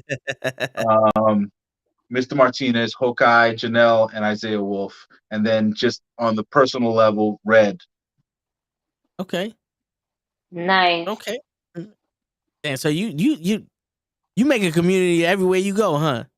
But that's what you got. You got to, man. You got to. When we've all grown up. We've all had that, especially the statistics on the mental health of Black and brown people, specifically Latinos and African Americans, so harsh, because we're just like, we're conditioned like, yo, shit's gonna be hard, fucking deal with it. But when you have that opportunity to make a family out of something, like, you take advantage of it, because we've had those down moments where, like, fuck, how am I gonna get out of this? Fuck, what am I supposed to do right now? But if you have a community that's got your back, maybe they can't help fix the problem, but they could motivate you to get to fix the problem on your own. So you have to have a community, bro. It takes a village. It takes a village. Yeah. It's such a cliche, but it does. It takes a village. No, it's true. Because sometimes when you go through something, just to have someone there, not necessarily doing anything, just someone there means a lot. It makes a lot of stuff happening. Yep. If you don't mind, would you like to answer some of the questions that the chat has? We got some questions. So yeah, the way I got my phone set up, I can't see any of the things from the chat. So I got you. All right, so Kenny from the call up, even though he started the beef earlier, him and Gigi, you know what I'm saying? Yeah, I'm not blaming nobody. I'm just giving y'all credit. Wow. He goes, when it comes to the school, is there anyone that stands out to you that you say to yourself they will be a star? Oh, without question. Within the next 3 years, I totally predict that Big Cuzzo, Cosmic, Anthony Gamble, Sammy Chaos, Spice Spiegel, Abraham Khan, Rembrandt, and Jordy Lee will be signed somewhere or on TV somewhere. Without question. KJ Mack and Dave Rivera as well as a team. Those guys, the captains and those standouts. I'm not going to take away from where they trained before. They were trained somewhere else before, and everyone except for Jordy, I believe. So they all have grounds somewhere else. I'm not taking them from anyone else that they've worked on them, but I genuinely believe with the guidance of Santi and Law and Pena and Masha, we've elevated them to the point where them being signed is just inevitable. Oh yeah.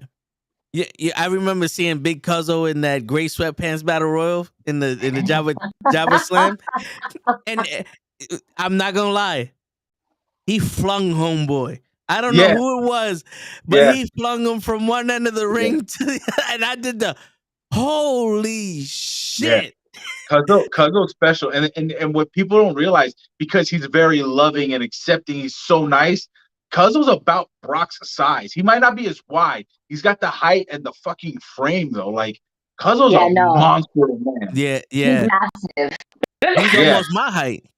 Yeah. He's almost my height. Shut the fuck up. This man towers you. All right. Mike Powell almost towers you. Yeah, me and Mike Law know what it's like, okay? Right. Right. You don't look at us the right way. That's all. It's about the angles, you know.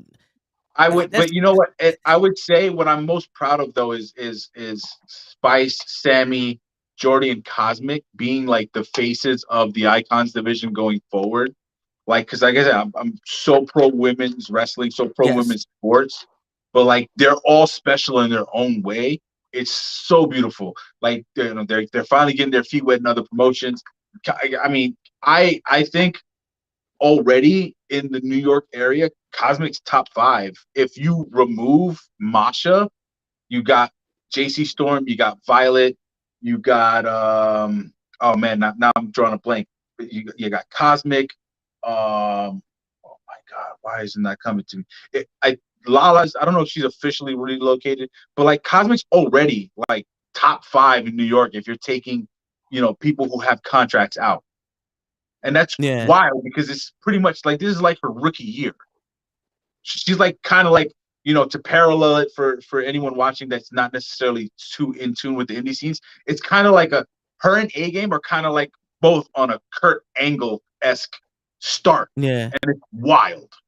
I would have never guessed this is her rookie year. The match I saw her in the Fallout and in the second Battle Club Pro we did, you said it was Santi?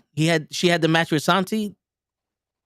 Oh, she wrestled Masha. She wrestled Santi at Warriors of Wrestling.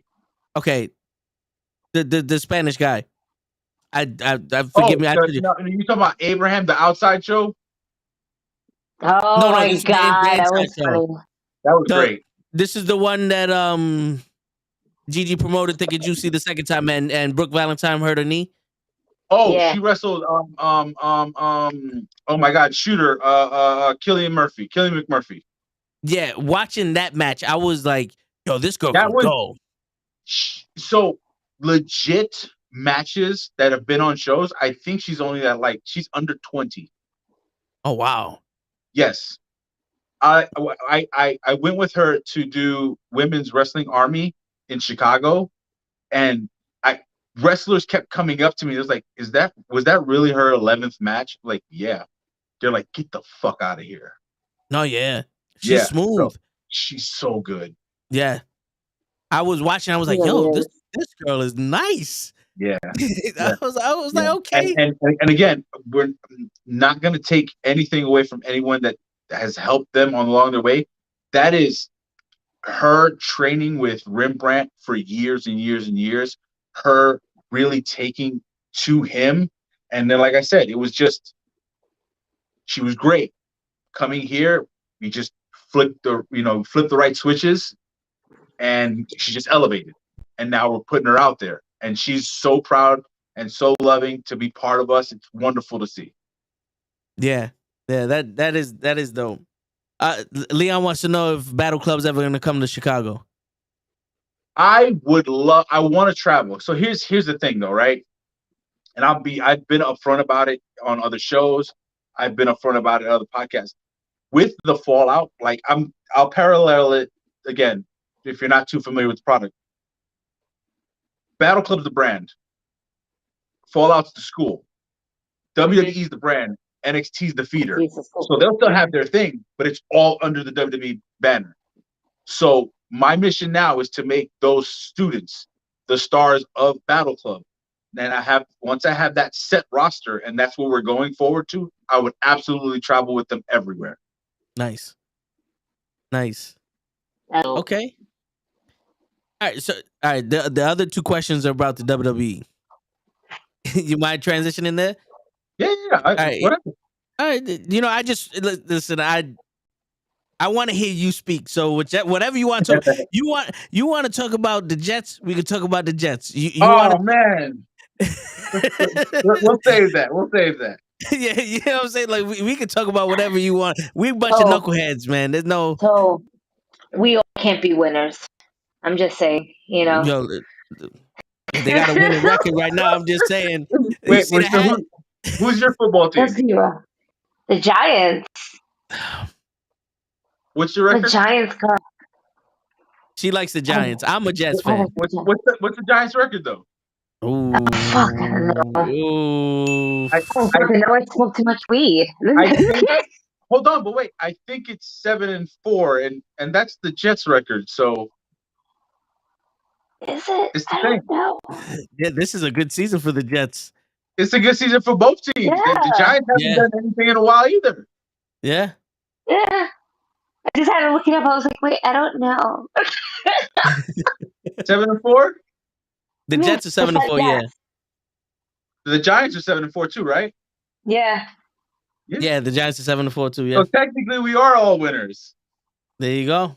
There you go. Yeah. It's not like they're the Mets, Gigi. Oh, no. Why? What's the WWE question? Let's talk about wrestling. Right? Yeah.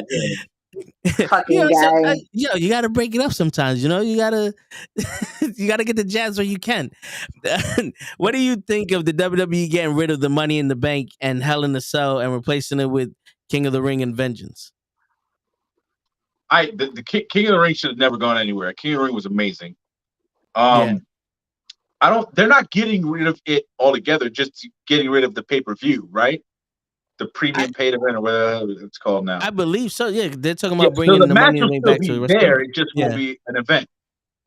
So they're not really getting rid of it. They're repurposing it. It should have never been an event on its own anyway. I feel like it lost its luster once it wasn't part of WrestleMania, the Money in the Bank. It's a specialty match for what should be a mid-carder getting an opportunity to go to the next level. So it should be on a WrestleMania or a SummerSlam or Survivor Series or even a King of the Ring style event.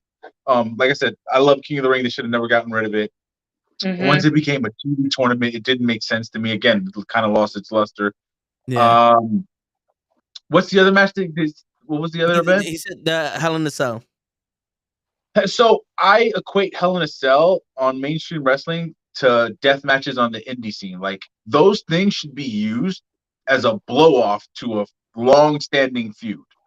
That's how it makes sense because you have to go to this extreme to end the thing. So I don't mind it not being an event because if you're just having a bunch of matches in it, it loses its luster, it loses its meaning. It should be like, if Roman and Sammy battle for the next year and a half, 2 years, the blow off should be in a Hell in a Cell. Yeah. So I don't mind it. I think you got to evolve. You got to change with the times. I think them stopping it as an event and just using it strategically as a match at certain big time events makes all the sense in the world. And I'm all for the King of the Ring coming back as a pay-per-view. Yeah. A one night tournament? Yeah, one-night tournament. Absolutely. Yeah. If WrestleMania now is 2 days and there's 37 matches between each day, and you know what I'm saying? And then you have like 6 Pitbull concerts between them. Like, why can't you have a King of the Ring? It's true. A King of the Ring, fucking one-time event. Like, and you could still mix it up. You could still have 8 people, which translates to 7 matches. You do, 3 matches, you got 10-match card. That's a 3-hour show. You can still get everything in. Every singles match doesn't have to be a 25-minute banger. It could be a 6-minute thing. Bro, I loved, especially the way it built up to it. I love when it wasn't King of the Ring, but it was Survivor Series, where fucking Boss Man runs in the ring, Rock rolls him up. It's just like, you don't see that shit coming. Yeah.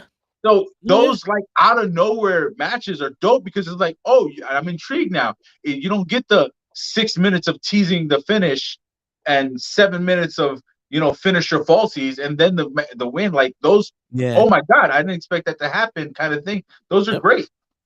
And also when you get the 2 people get disqualified, so the bad guy gets the bye, and it's like this exactly. They don't do that no more. Yeah. Bro, Savio Vega wrestled like 8 times in one night to try to get to be the king of the ring. Like stuff like that is great. That's how you build. That's how you properly build those characters as those wrestlers. Yeah, and we can get emotionally attached to them. I'm sorry, Gigi. Go ahead. No, what? Not for nothing. They really dropped the ball with Xavier. Yes. I would love to see them win it again, so we could like a proper King of the Ring run from Xavier Woods. I feel like we got the short end of the stick here. Yeah. Because like his whole character, right? It's just like I loved it, and I just feel like we get the full effect of it. Yeah. So it'll probably be different now with H in charge, but what I've noticed is the E seems to be a few years behind putting the machine or putting the rocket ship to the back of somebody that should have been the person. So like everyone's in love with Sami Zayn. I put my pension on the line. You can go back to a Jobber Tears podcast interview I did 2 or 3 years ago where I said Sami should have been the man then. What's everybody's complaint about Roman? They waited 4 or 5 years to make him this character so he could have been like they take forever. So we could still get Xavier. It'll just be later on, and it just seems to be what they do. Like they drag their feet on putting putting the title on the person that it should be, or at least putting them in a position. For some reason, it's always a little later than it should be. But then once they do it right. Yeah.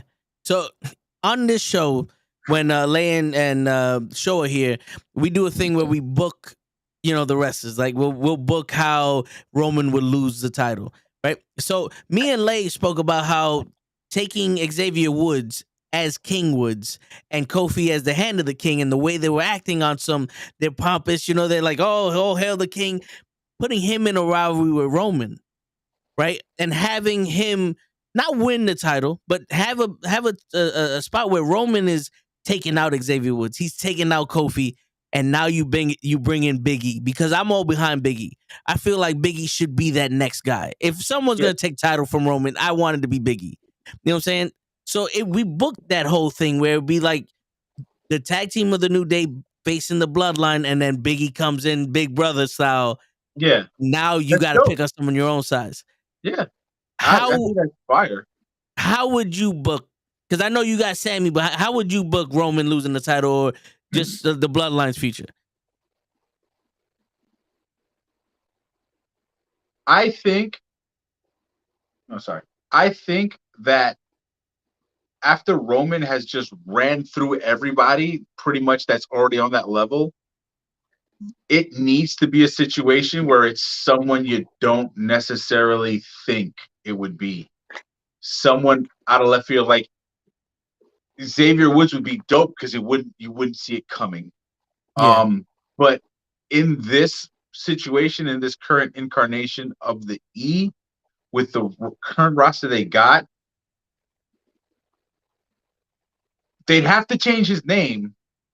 But like, could you imagine if Pete Dunne turns on the Brawling Brutes and all of a sudden he's the fucking man? And it's simply because he's so ferocious, he wouldn't stop. Like Roman keeps Superman punching him, and he gets up and he's punching himself in the face. Like, you wouldn't see that coming. You wouldn't believe it. You would like, what the hell? Big E would work, but he's already been to the mountaintop. Cedric Alexander. Why isn't one of the best wrestlers in the world in a more prominent spot? Like, just picture like they're in a match. It's a good match. It's not like holy crap match. It's a good match, but situation where the bloodline tries to help Roman. They undo the second rope buckle. Roman goes to spear, leapfrog, hits the buckle, turn around, lumberjack. Boom! Crowd explodes. Why? Because it's not a 40-minute banger. In 10 to 12 minutes, a surprise victory just shocked the whole fucking world. Yeah. So like I would give it to us. I'd give it to someone who hasn't been to the mountaintop and is like definitely unexpected, but that can be a total workhorse so that they can put the more over guys in matches that would be amazing, but they don't have to be like these epic sagas because they know how to structure matches correctly so that everything they get within that 10 to 15 minute range is dope, but you can build story around that, which is what the Attitude Era was about. Like you had these awesome mid-card matches, and then it led to what the main event was. And the WCW did it in reverse, where you didn't really know so much of the undercard, but those were the banger matches. And then like the main event, you're like, oh shit, what the fuck's going on? So like you have that kind of contrast where like the worker is now the man, but because the worker is the man, the spotlight is now on everybody to be a better worker. Oh yeah, seriously, and that's why my favorite era is the 80s, 90s era. You know, around the Hogan Macho Man time. You know, because you literally had an all-star team in the WWF. Oh, at that absolutely, time. dude. You know, absolutely. There's so many good ones. Any of those guys who weren't like the top guy, who weren't in the Hogan position. You have your Pipers. You had your Jake the Snake. Even Coco Beware was fucking exciting just to watch the fucking bird that he had. All those a little, weird, but continue. You can plug those guys in now and they still be super over. Yeah. No, that's like, think of how dope would a match between Mr. Perfect and Baron Corbin be? Why? Because Perfect would do everything to make Corbin look like $1 million. Yep. How dope would it be to see like Steamboat versus oh my god, why can't I remember his name? Oh my gosh. What does he look like? He stopped being a ninja. He stopped being a ninja recently. Oh, Tozawa? Tozawa. Steamboat and Tozawa. You know, he like 2 weeks ago on Monday Night Raw, he wrestled in the ninja suit again. Yeah.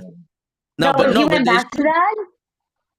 Yeah, to mess with Corbin. So I don't know if it was he's a ninja now or he wore the ninja suit to mess with Corbin. I don't know, but yeah. But imagine Truth and DiBiase, Truth and IRS. No, yeah. You know, like those guys, those mid-level guys, those mid-card guys who could go in and out of the main event scene when you needed a sub. Yep. You plug them in right now and they wouldn't miss a beat. No, it's true. So when the way you booked Cedric Alexander and Roman is kind of how I booked Willow and Jade. Like I said, Willow should take the TBS title from Jade. I agree with you. Way. I agree with you wholeheartedly. I think like the baddies try to help and it backfires.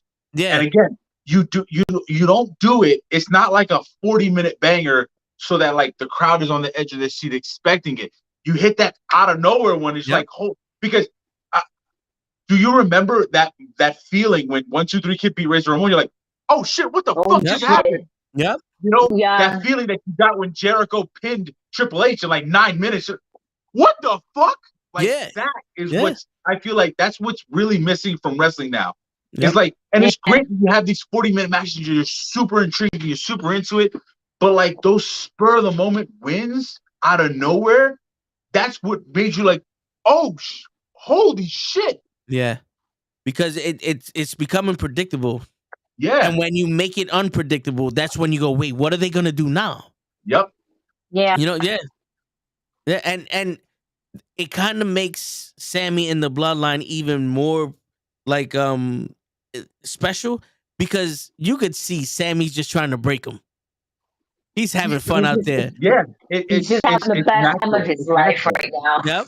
Right, he is, and I know from the bottom of my heart, the way they do it, where it ends up being Roman and Sammy, isn't going to be the typical "I'm turning you against you." It's going to be, they're going to make it so that it's all happenstance, and Sammy's just like, "I didn't want to be here, but I'm here now, so I might as well." Like, yeah. And he's gonna flip it like he's like, listen, I'm not an oos, but I'm the most oosy person you know. You might as well wrestle me. You know, and then fucking Roman will crack. I'm like, yeah, you know what? You're right. Yeah. And they have the potential. They have the potential to bring back that dynamic that Roman had with Jay when they was first starting the head of the table stuff. Because that Hell in a Cell match he had with Jay was I was crying. And then like let's say it probably won't happen, but let's say Sammy does beat Roman and Jay goes back on his book. I told you. Then Sammy drops it to Jay. Now Roman's like, yo, little bro is the man now. What the fuck just happened? Yeah. And then now Jay literally lives up to the main event name, and you've built a main eventer from a tag team, all going way back years when his cousin was like, you got to step up. You ain't doing your shit right. Yeah. That's long-term storytelling that makes sense. Yeah. And with Roman having the shorter schedule, right? He could, it's almost like you got it now, bro. Make the family proud, and boom. Yeah. And that's where you could bring up also Xavier Woods, because the Usos and the New Day have bangers. Right. Exactly. And there's history there. And with the promo they had a couple weeks ago, talking about, the pressure of us, we don't have our family in here, we had to do it ourselves. And then they were talking about, no, you know how hard it is to live up to our family? Like, bro, and that was one of the best comebacks on a promo ever, because everyone says that, and it's like, it's the go-to, like, oh, you had family, but it's like, yo, do you know who my family is? It's not like my family was a jobber from 30 years ago. Like, yo, the Brooklyn Yoko, Umaga, Yeah. Alpha, like my family was the mans. Yeah, they were the They pinnacle got of the big WWE shoes to success. fill. Bro, how many people were quick to write off Charlotte? Oh, she'd never live up to her dad. Yeah, and I can't. Not for I said it. I want to see Charlotte back in the ring. I miss that dynamic of the queen that belongs in the women's division that is WWE. It just adds a little bit more to it. And she's a great wrestler. She's good. Overall performer, like standards between the mic skills, the in-ring skills, just the persona. She is and always will be a heel that fans will cheer and boo at the same fucking time. Yeah, no matter what. I personally like her work better in NXT than on the main roster, because like me personally, I feel like her timing with some of the women on there besides Sasha or Bayley is a little awkward. So I've always had this train of thought when it comes to the difference between them working NXT and them working WWE. Are you a fight fan? Like pro fight, MMA? Like MMA or boxing? Yes. Okay. We all know there's a difference between Pretty Boy Floyd Mayweather and Money Mayweather. Yeah. We all know that there was a difference between Jake Shields trying to be UFC middleweight champion or welterweight, I forgot what title, and then him being champion. The same with GSP. Yeah. The same with oh my God, Anderson Silva. Like when you're on the come up, you're looking to win. Once you've won, you're looking to stay. So that it changes. It changes. It's even in rap, like Hungry 50 Cents would eat almost anybody alive. Yeah. But 50 Cents with the millions is like, I'm a rap for fun. It's a change of pace.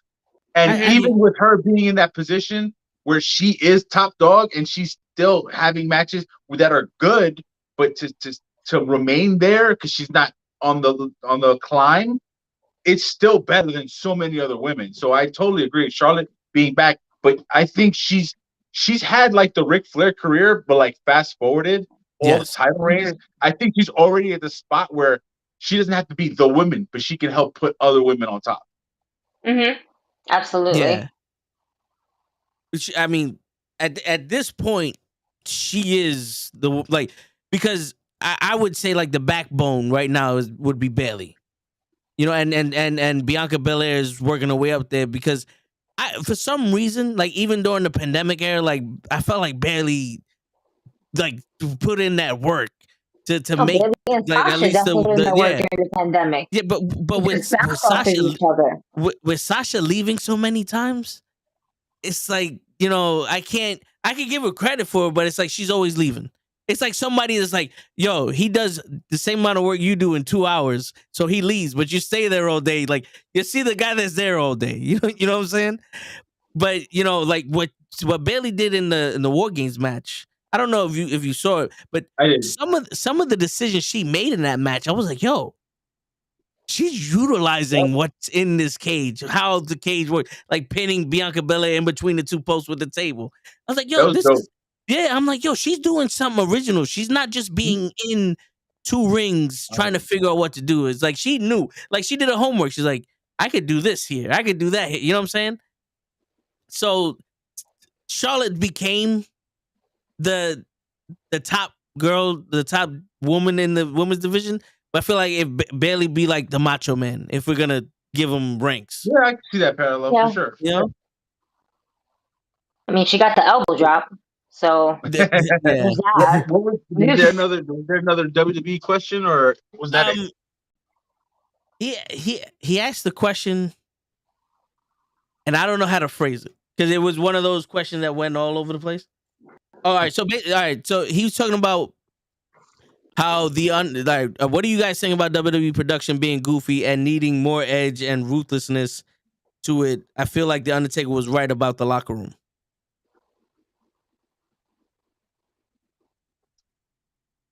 I'm not gonna lie.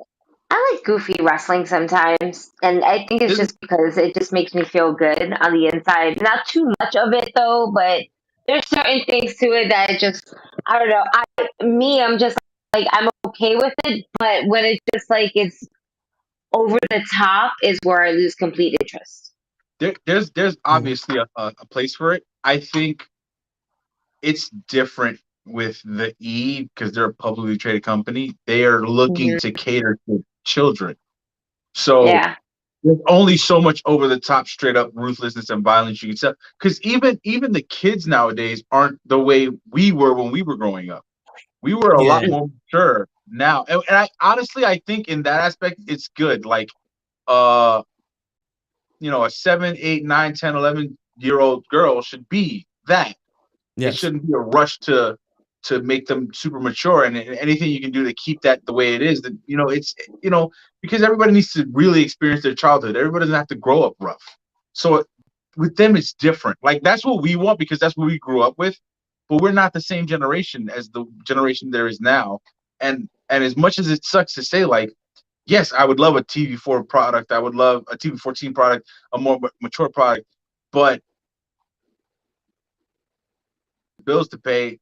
Like, yeah, I'll get merch or whatever, the case may be. But like, if my child says, "Yo, I want a Sasha Banks doll," actually, I want all of them and the title belt. Like, all right, I'm gonna make my baby girl happy. So, are you playing to my pockets, or are you playing to her so she can play my pockets? Yeah, it's different. It's different. They have been better with sprinkling it in where it can work, like the War Games kind of matches, like those random over the top super violent Brock matches. So it doesn't have to be across the board. It can be sprinkled in like they're doing. Could you see a little bit more of it? Sure, but understand, if you're going to get more over the top ruthless and violence, you're also going to get more of the childish thing. They might start whole new programming to put that goofiness out. So you got to take the good with the bad. Just because you don't like it, you get the Hogan example. He wasn't the best wrestler, but he sold the most tickets. They're gonna do what profits them the most, whether you like it or not. But they'll do it strategically in a way where they'll keep you around because they're gonna give you enough of, oh shit, that's what I want to see. Yeah. Not, and you know, I don't mind it as long as these people are being like them, not their natural selves. I don't like things that are forced. Like Dana Brooke being the 24/7 champion felt forced, but Tamina being around that with Tozawa, you know that was 100% bullshit. Yeah. But that was so. I was like, "Yo, Tamina is my girl right now." You know, like for some reason, I just I was like, "Yo, she's doing her thing," and it's just it's a segment of her getting married. And, like, let's do it. Yeah, And like that's what I want to see. And on top of that, that whole segment where we're having a double wedding. Nah, fuck this. I'm gonna take him. No, I'm gonna take her. You know what? Nah, I'm gonna take her too. Over there. I'm gonna marry this bitch. What's up, Dana? How you doing? And it was goofy. It was dumb. It was just kind of like a breather as well. It was like, we know this shit is not really supposed to be taken serious, but we appreciate the effort that they are trying to make here to make it pretty good on the inside, you know? Like when Fandango came out for the first time. Just a song. If boom, you're it was a moment.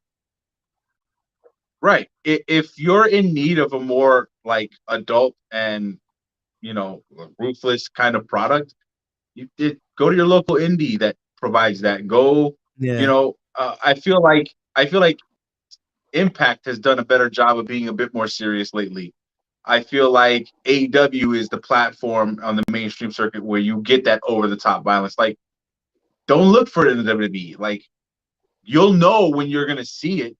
They'll advertise it as such, but like if that's what you're looking for, you have to find that. You know, like it's out there. You just got to look for it. It's out there. If you want like ultra violent stuff, you got the GCWs out there. Like you have those, you know, ICWs, you know, VXS, like those over the top violent stuff. It's out there. It might not be what you're used to or accustomed seeing, but like it's there. You just got to look for it.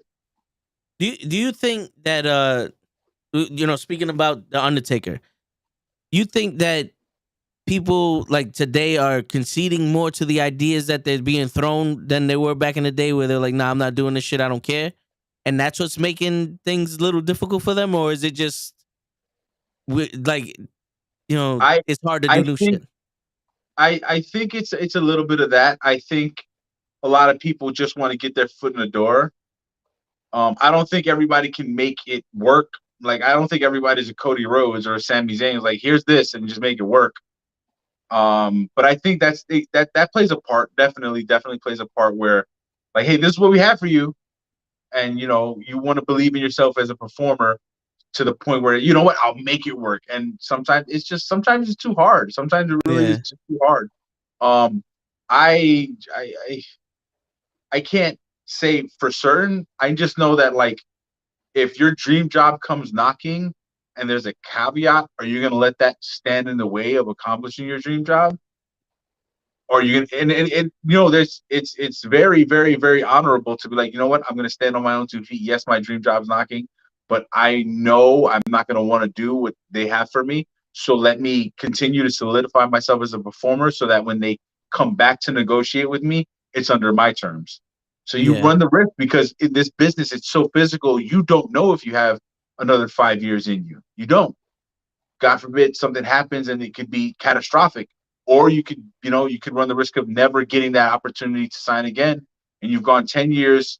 You know, it's so fickle. So some people just would rather just sign and do their best to try to make it work. And, you know, unfortunately, it doesn't sometimes. Sometimes it does. It's all about effort.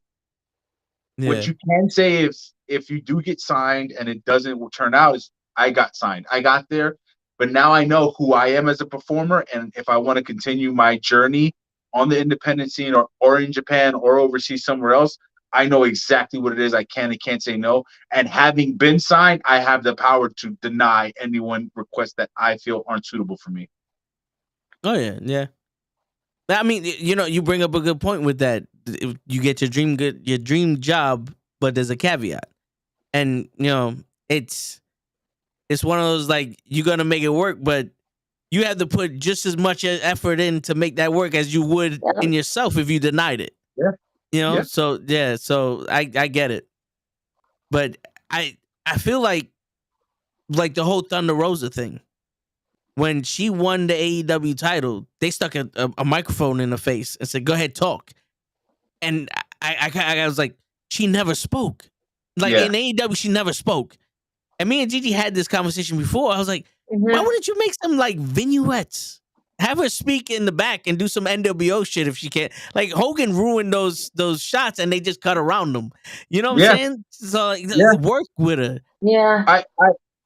I think when it comes to Thunder Rosa, it could have been. I feel like she's just more natural when it comes to like Spanish speaking. Yeah. So it could have been vignettes that were like she just cutting the promo in Spanish, and if you didn't understand Spanish, you read the subtitles. It would have been dope. It would have been different. Yep. You know, that's as much as I'll say on that, because I don't think AEW does women's wrestling as great as it could. I think they have the roster to do it, but I don't think they do it. They do it really well. I agree. Yeah. They have a strong roster. Definitely have the talent.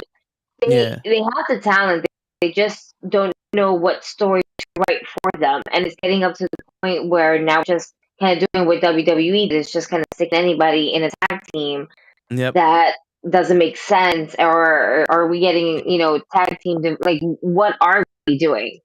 Right. And we're not. And if it's not like a regular tag team, it's a 6-man or an 8-man type shit. And it's like, we're just adding. So I watch all the time. So it's like when I'm watching these matches, it's like the first match 1-on-1, the next match 2-on-2, the next match 4-on-4, the next match 8-on-8. And I'm like, whoa, when the fuck did we started multiplying in all this shit? What? Where's the math? What are we doing here? Yeah, I agree. I think with AEW there should be a lot of reconfiguring of what it is they do. But right now, I think what I would love more than anything is to, like, don't mess Willow up. Yeah. Like, Word. She can you get that wonderful dichotomy, being absolutely opposite of what Jade is, can be your top female star. She has this like energy around her that is just it's oh my goodness, captivating. I saw her walk out with Toni Storm. It was a 3-on-3 match, and she walked out with Toni Storm and she bumped into her and she like turned around, was like, "Oh my bad." And the way she did it, it was like, I know this was a mistake, but that was kind of awesome, because usually they'll bump and just keep. But she did the, "Oh, I'm sorry, I'm just here, doing my thing." It was like, it's like her genuine moment. Like, oh shit, right? Didn't need to. Yeah. Like, with Willow, it's just this unbelievable star power. Like, she glows. Yes, she glows. It's a shadow aura, it's a glowing aura around her. You can literally see her energy and see nobody else. Absolutely. And Willow was in the first ever match of the first ever all women's card in Battle Club. Nice. See, history. Like, this is what I was talking about. Like, bro, you have to be living on a high sometimes when you think about stuff like that. Yeah, but it's wonderful to see. It's wonderful to see. And yeah, that's my thing right now. Is just don't fumble her. Just don't fumble her. Yeah, that's it. No, that's true. You literally had everything. Yeah. Everything in her, and it's totally opposite of Jade. So you don't have to bury Jade or put her on the back burner. They can absolutely coexist because they're so different. Yes. Yeah. Mm-hmm. And I think they got spoiled when Britt Baker got hurt and she was cutting those promos. It was because she made the best out of her situation. So basically, every person else that's supposed to be coming up next, shove a mic in their face, do what she did, and that's not how you let someone shine. Because Toni Storm, like Gigi pointed out all the time, how the hell does Toni Storm win the interim title and now she's a tag team? Like, what the fuck? why is the champion in a tag team match? Like, what the fuck? Like, you didn't build up anybody to wrestler, and now you're not building up story. There was no real story. You It's like wasted her. You wasted her title run. You know. I thought we had rings. What happened? Yeah. But Yeah. at the end of the day, now that we have Jamie here as a champion, and there's no more interim. Okay, we're done with that. She is the champion, and I'm here for it. I'm here for it. We saw Ruby Soho come back, and that's going to be fun. They got their roster is unreal. Yes, they just have to do it. There's no reason. What do they have? So it's Dynamite, Rampage, Dark, and Dark Elevation, right? Yeah. You've got 4 products. Why isn't one an all women's one? So you can stop with the 3-minute women's matches. Yeah. Why isn't at least one an all women's match, all women's card? Why do you have to fit 15 matches in an hour? How does that make sense? Your roster is so abundant. Like, yeah, you don't want to have to do the thing where you copy the WWE and have 2 different rosters, but it's so vast. You absolutely should have 2 exclusive rosters. Yeah. I mean, I don't know. TK, if you want some pointers, hit me up. But seriously, so he needs to stop yelling at us. I don't appreciate him yelling at us every time we go to a fucking show. People gotta adult the next day. And he comes out on Dynamite on some. I don't know who the fuck I'm like, yo, bro. Take it easy, bro. We're gonna be here for 7 hours, my nigga. You don't need to scream at us in the beginning. Like, come on, son. It's like, it was cool the first time. We've been here before. Is there any other questions? Because I gotta close up shop. Oh, all right. So go ahead and do your thing. No more questions, but we appreciate you coming on, joining us, and everything like that. If you want to go ahead and have the big screen, plug everything that you got, your social and stuff like that, go ahead and do your thing. Battle Club Pro, Facebook, Twitter, Instagram. There's some exciting stuff coming up next year. We're going to be announcing that really soon. But Inferno Fight Club and Fallout Shelter are doing a joint show at Ridgefield Park on December 30th. The first Battle Club Pro show is going to be January 21st in Brooklyn. I tried my best to secure a spot in the Bronx. It just didn't happen. I guess the universe is like, no, hold off for now. But it's going to be in Brooklyn. Like I said, Wilkins and Simon and Pena and Carter. Matt's going to be making his debut. We're going to have the tag title defenses, battleweight title defenses, just a whole bunch of wonderful stuff coming up. Please follow it. All the kids from the Fallout. Follow the Fallout Shelter. Follow Battle Club Pro. Support our sponsors: Title Match, Jobber Tears, GG, Knuckleheads, Pretty Heels, Dirty Heels. Everyone that shows us love. Henny Wrestling. Like, we don't exist without you guys. We don't exist without the wrestlers. We don't exist without the sponsors, the fans. So we genuine love and appreciation. Let's, hopefully your holidays are amazing and you have wonderful, wonderful time with your family and your friends. And, everyone says next year is my year, but let's really put our best foot forward for that to be the case. And yeah, if you just want some wonderful entertainment, like, come on out. If for some reason you want to hit me up and you're not a wrestler, you just have questions or whatever inquiries, you send my way. I'm weird. I have my real name on everything, Joakim Morales. If you want to be a wrestler, come train at the Fallout Shelter. If you just want to come to, just observe and learn, like, I'm open. There's 1.5 million wrestlers who've reached out for opportunities, and I'm working towards it. COVID really screwed everybody up, but it's going to be happening. So once again, December 30th, Ridgefield Park, New Jersey, IFC and Fallout. January 21st, Battle Club Pro. Welcome to New York City 2. And yeah, just thank you all for the support. Thank you so much for having me on.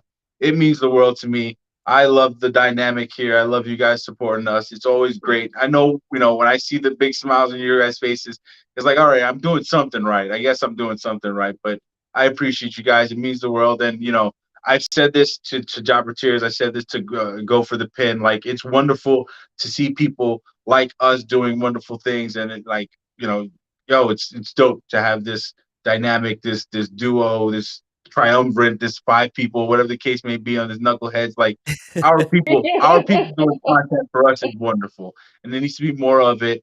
You know, I appreciate it. I appreciate it. It warms my heart. It really does. As much fun as we had here, it's dope to see that there are avenues for us to succeed without having to, you know, be force fed or to deal with shit that we don't want to deal with, or just do what they tell us to do. No, it's like we're creating our own lane, DIY, do it yourself, do it from heart. That's what it is to be a minority, black, brown, Latino, African American, Hispanic, whatever you want to call it. That's what it is. It's from the heart. It's our own fucking flesh and blood, sweat, and tears. Like, you guys are dope. Hey man, we appreciate that, and we appreciate you coming on. We really do. This is so fucking awesome. Definitely, you are more than welcome to come on anytime you want. Word. You're officially family now because we was able to fight over John Cena and Hogan. Yo, man. Especially the beginning of the show. I thought he was gone. Yeah, seriously. And before you got here, Gigi, he said he was gonna hook me up with Sasha, so don't worry about that. I know she wanted to ask you. Look at her face. You see, I gotta do it at least once a week. Keep the blood flowing. You know what I'm saying? But yeah, definitely appreciate your time. Appreciate you being here as long as you have been. Definitely want to have you back. Thank you so much. Thank you. Yeah. Have a good night, guys. Have a good night. Have a good night, you Joe. too, brother. Thank you. Bye. Bye. Awesome. So that was Joakim Morales, you guys. You can follow his link. It's in the chat. Go ahead and check it out. You can definitely find him on my page. You can find him on Toes. He's just so dope. Battle Club Pro, Fallout Shelter. Just follow them. And if you love wrestling, trust me when I tell you this, those like his product and like what they do is just a show. It's just absolutely amazing, and you would definitely have a really great time. No, yeah, definitely. And it's like even after the show, just standing around and the rest come out, you get to speak to them and all that. Just staying there like, hey guys, that was pretty fucking cool. Why, thank you. No, thank you. It's just an overall great feeling. And it's just it really just warms your heart that the fact that these people who are literally putting their bodies on the line just to put on a smile on our faces just means the absolute world to them. And the fact that, we're actually telling them, yo, this shit was dope. Yeah. It builds so much to their confidence and just it helps the mental of the whole, just putting your body through this shit, because it's something that we love to do, see, watch, and be a part of. Yeah, definitely. Nice little wrestling community. Word. And it's a totally different feeling than if you went to like a WWE or AEW event. It's like absolutely. They're like concerts, but this one is like almost like a personal. You're part of the show, and it's just a way better feeling. Like it's fucking awesome. It's something that you guys need to experience if you have never experienced. You'll appreciate wrestling more as wrestling instead of like sports entertainment type shit. Word. And with there's nothing wrong with it. There's nothing wrong with the entertainment aspect of it, but we all know it kind of like me. It's like the really dumb, goofy shit. Like, come on, y'all. Yeah.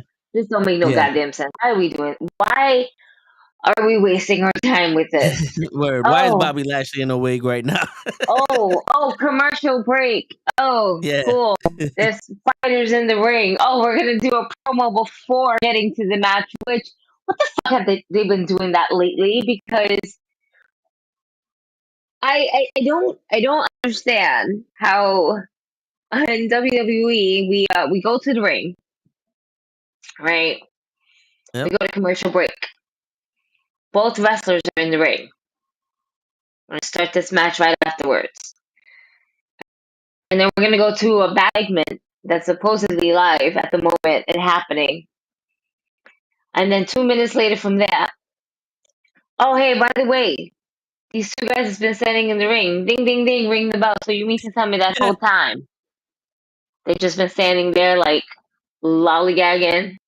Just like Yeah. Word. It's almost like, yo, get them out to the ring as quickly as possible. We got to go to commercial, and then we're going to talk for 12 minutes. Oh, shit, they're still in the ring? Well, might as well have a match. Go to commercial while they're having the match, by the way. These motherfuckers. word. And then you start the match. You have about like 90 seconds before we go to the next commercial break. Yep. Somebody, and you can always tell because somebody's going to get thrown out of the ring. Yep, and then they zoom in on him. Will he be okay after the break? It's like, what? Like, that's all they need is just that little voiceover. Will Tozawa be able to withstand the punishment of Bobby Lashley? Tune in after the break. Ready. Then right before commercial break. 1. Come back on commercial break. 2. Word.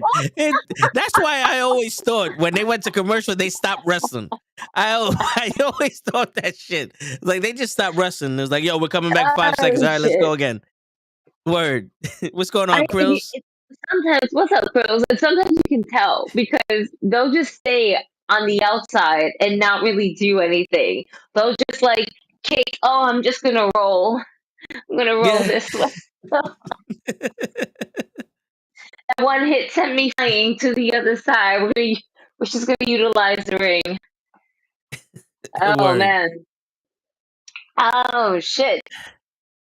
AEW Dynamite was pretty good. I didn't get a chance to watch that. I saw if you want to call it the belt unveiling, I saw that and I was like, oh, we're in the WWE era of AEW, huh? I'm starting to get a little fucking tired of MJF always name dropping the WWF people. It's like, you Rob Van Dam now? You know what I'm saying? Like what's going on here, bro? That is interesting. I don't know. I don't know whether it's supposed to meant to be like a booyah to Tony Khan or just to kind of like, hey, I'm going to be around. It's weird because everything's work, right? Everything's a work. We're all getting worked. Yeah. When he said it, when the contract war starts to happen, his main focus is when his contract ends and to pay more money. Yeah, but that means he has to do something with this title. You know what I'm saying? Because if he flops, he does. He needs to. It would be nice.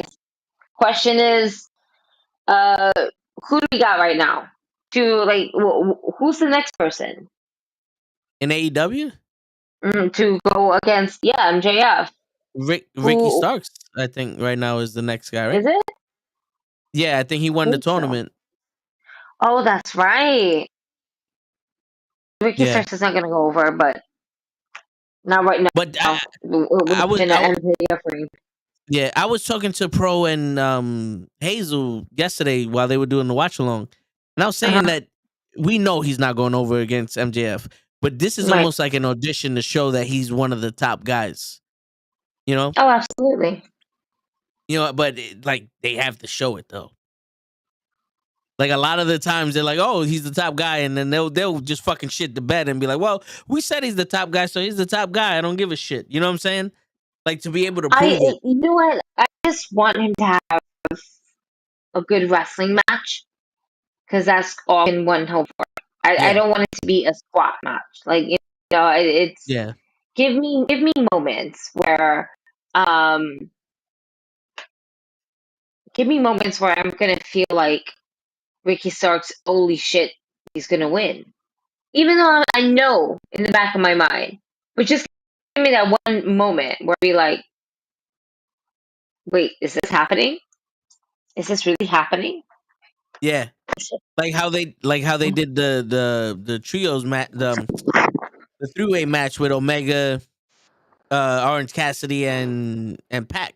Like every single person in that match had a moment like, wait, is Orange Cassidy about to win this? Like that was beautiful. Mm-hmm. I would love to see Ricky Starks, do something like that. But they have to capitalize on that also, because after that triple threat match, it was like they said, all right, Pat, go travel the world in Orange. You're now gonna fight Jericho. It's like, what? Why is this going on here? Mm-hmm. But yeah. Well, I know that we had Willow Nightingale versus Anna JAS, right? And Willow Yeah. Nightingale actually won. And that's when Ruby Soho came back out, Okay. and then she started beating up Ty Mello and Anna Jay. That's how we got her back. Sorry, Okay. that now the weed is like kind of working in my favor. Yeah. There we go. There goes the ticker. I hear you. Yeah.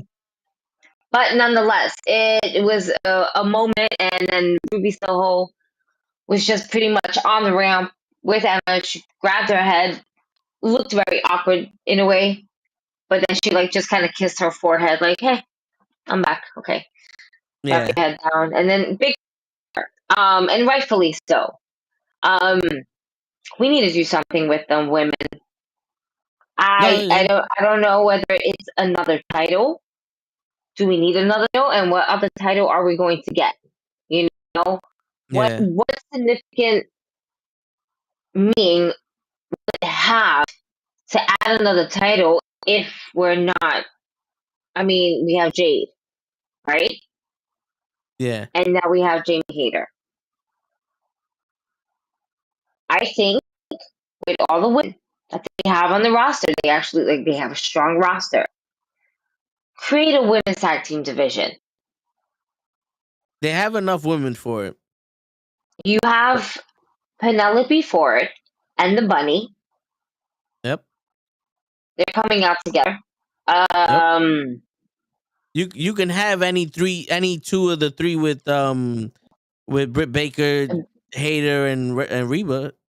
You can actually have Britt Baker with Rebel. Yeah. As a tag team. Yep. You can put the baddies. The baddies. Yep. Yep. That's a tag team. Yeah. You can have Ty Mello. Yep. Or even better, right? Now we have a storyline where we eliminated one of the baddies, right? So how about we create a story? If Willow's not going to be the one that's going to be, taking down Jade for her title, Willow ends up, being with Carrie Hogan. Oh my god! Yeah, I read something about that. Have you seen like the news about this? Cocaine Hair. It's a show I think on Netflix maybe. Where it's a real life story of a fucking bear who consumed a shit ton of fucking cocaine. And went on the killing rampage. He went fucking the fucking bear with Tony Montana on a whole bunch of white people. Holy shit.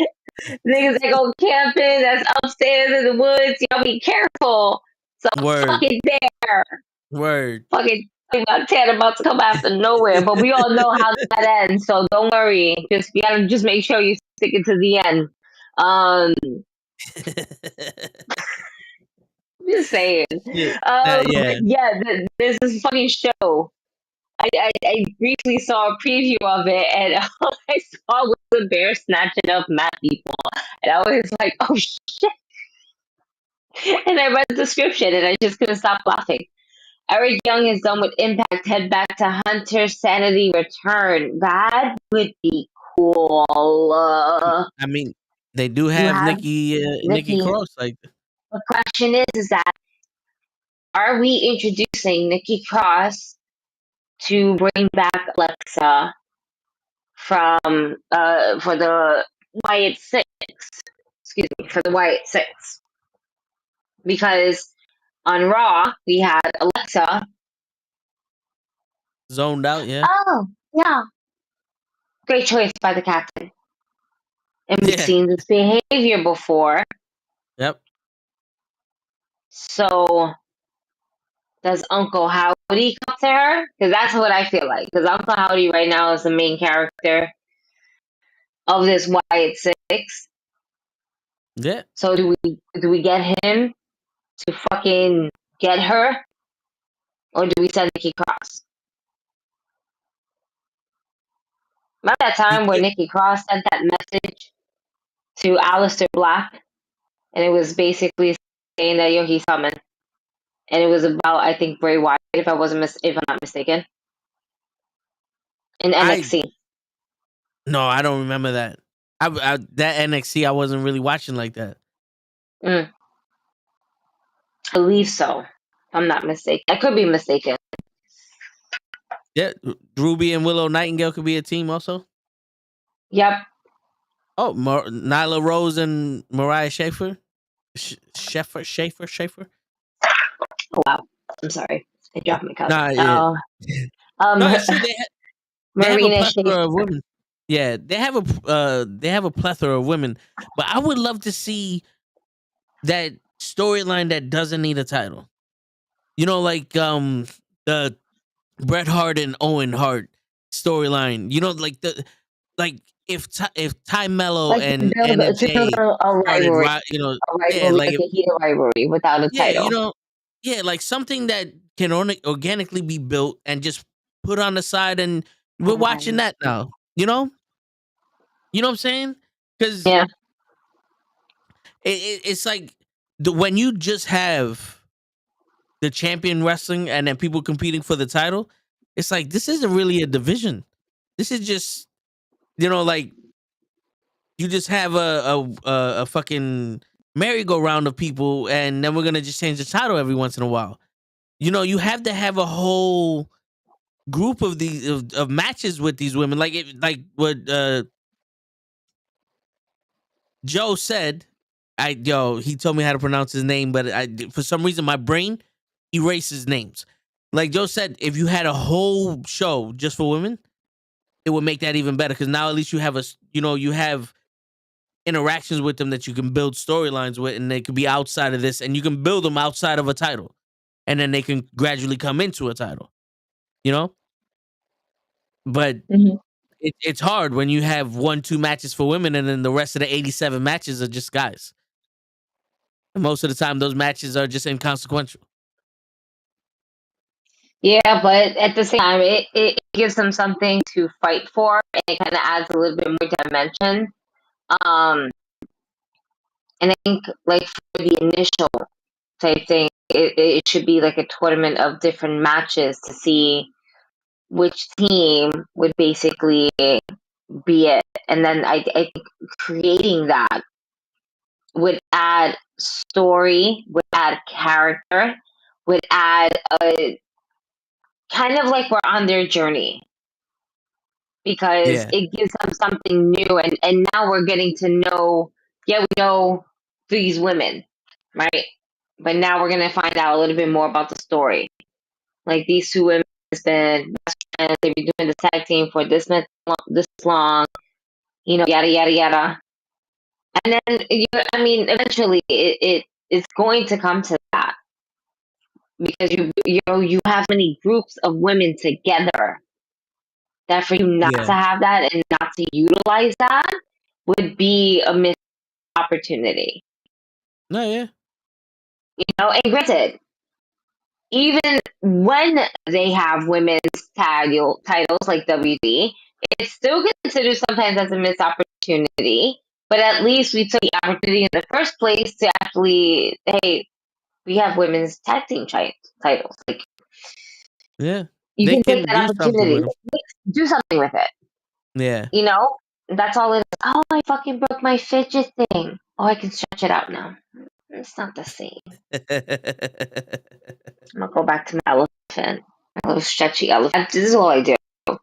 I talk and I play with these little fidget things, and now I broke. Damn. We'll put it back together. Yeah, My it should work. OCD, y'all. No, it's going to. You just gotta put it in the hole. That's it. Shit. Yeah, so we didn't get a chance to. What did you think of War Games? So I have my pros and my cons about it. I appreciate the effort that we put in to women's war games. Was every spot good? No. But did they try to utilize it as much as they can? Yeah, I believe so. I also feel that as the years progress, war games for the women's event would be better. You know, I think because before we had was NXT. So we all know what NXT feels like, war games, and it's just NXT overall is just a different atmosphere. For it to be on a main card, Survivor Series. First and foremost, War Games Best Survivor Series, I think it just elevates Survivor Series. Yeah. Yes, we had SmackDown versus Raw versus NXT, but it's like we've been getting that for so long that to put something that you actually have to survive in War Games kind of adds to the overall of elevating Survivor Series. Okay, nobody's really going to survive after. Let's make them survive. Yeah. You know, the men's war games. I think it told such a great story. Like, I'm not crying, you're crying. Okay. Yeah. No, yeah. We the ones. We the ones. We the ones. We the ones.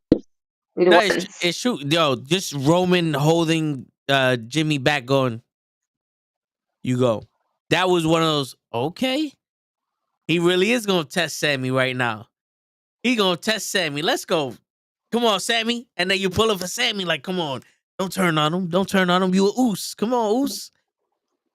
Word. That was dope. That was dope. I do wish it would have been against the Hurt Business. Well, you know what? We're gonna. I think it's been said that Bobby Lashley is definitely always trying to fight for that to get the Hurt Business coming back. Because it really was a great stable. Yeah. And I think that even if we were to add more to the stable, you're adding more to the bloodline. You know what I'm saying? Yes. Why not add more? See where it takes us. No, it's Instead true. of the regular trio. Because you need, like, the Four Horsemen had Dusty Rhodes and the Road Warriors. You know what I'm saying? Like, they needed that opposition, and the Bloodline really don't have much opposition, but a Hurt Business would have been an amazing opposition, especially if you're just gonna put the match together within like weeks of the pay-per-view. You know what I'm saying? Yeah. So let's kind of talk about some rumors we see swimming around the internet. Just to throw it out there, right? And work with, maybe not work with. The Rock talks about him being coming back at Royal Rumble. Other talks. Solo Sikoa would be the one to turn on the bloodline. And then with little actions of him not throwing up the one. Yeah. I And can he see was that. sent But there what if, by the elders. yeah. I read that. What Solo Sikoa was sent by the elders. what And the if elders is the rock. well, what if he's the one that kicks out Sammy and the Usos? I think he would turn on his brother before he turns on Sammy. So you think Unless they're he gonna kick out the imagine if he could, well, that would be fun. There's so much you can kind of run with this. And I Yeah. just find it so funny. One, you can kick Sammy in the face, and then you have Jey Uso defending his undying love.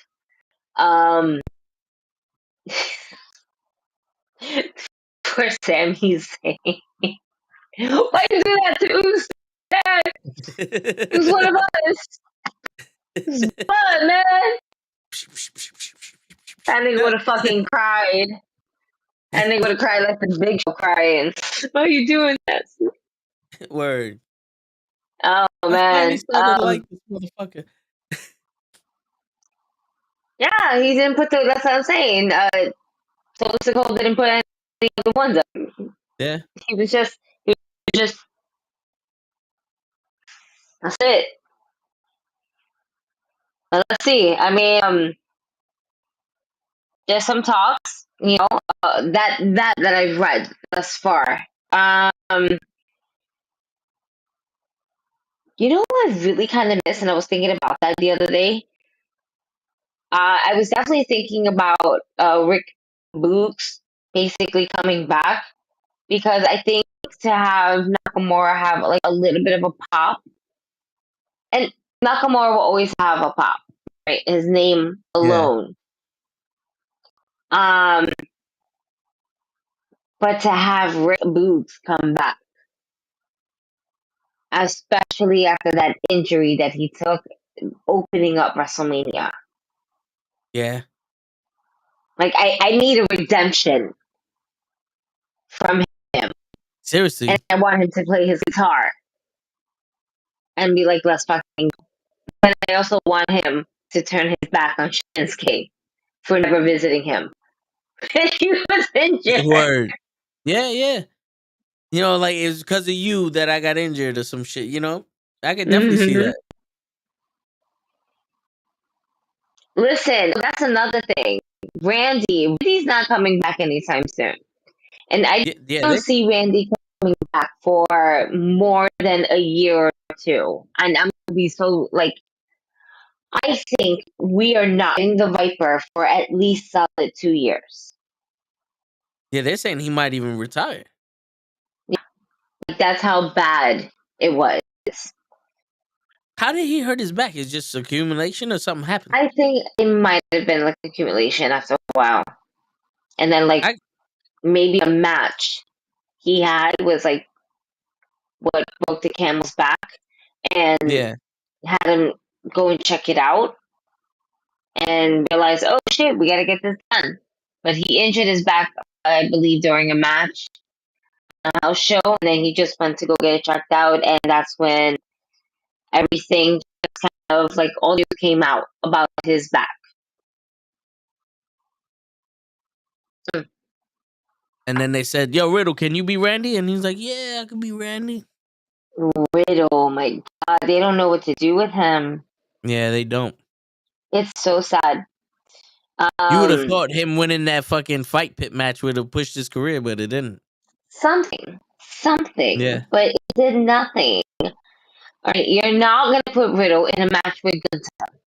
All right, no.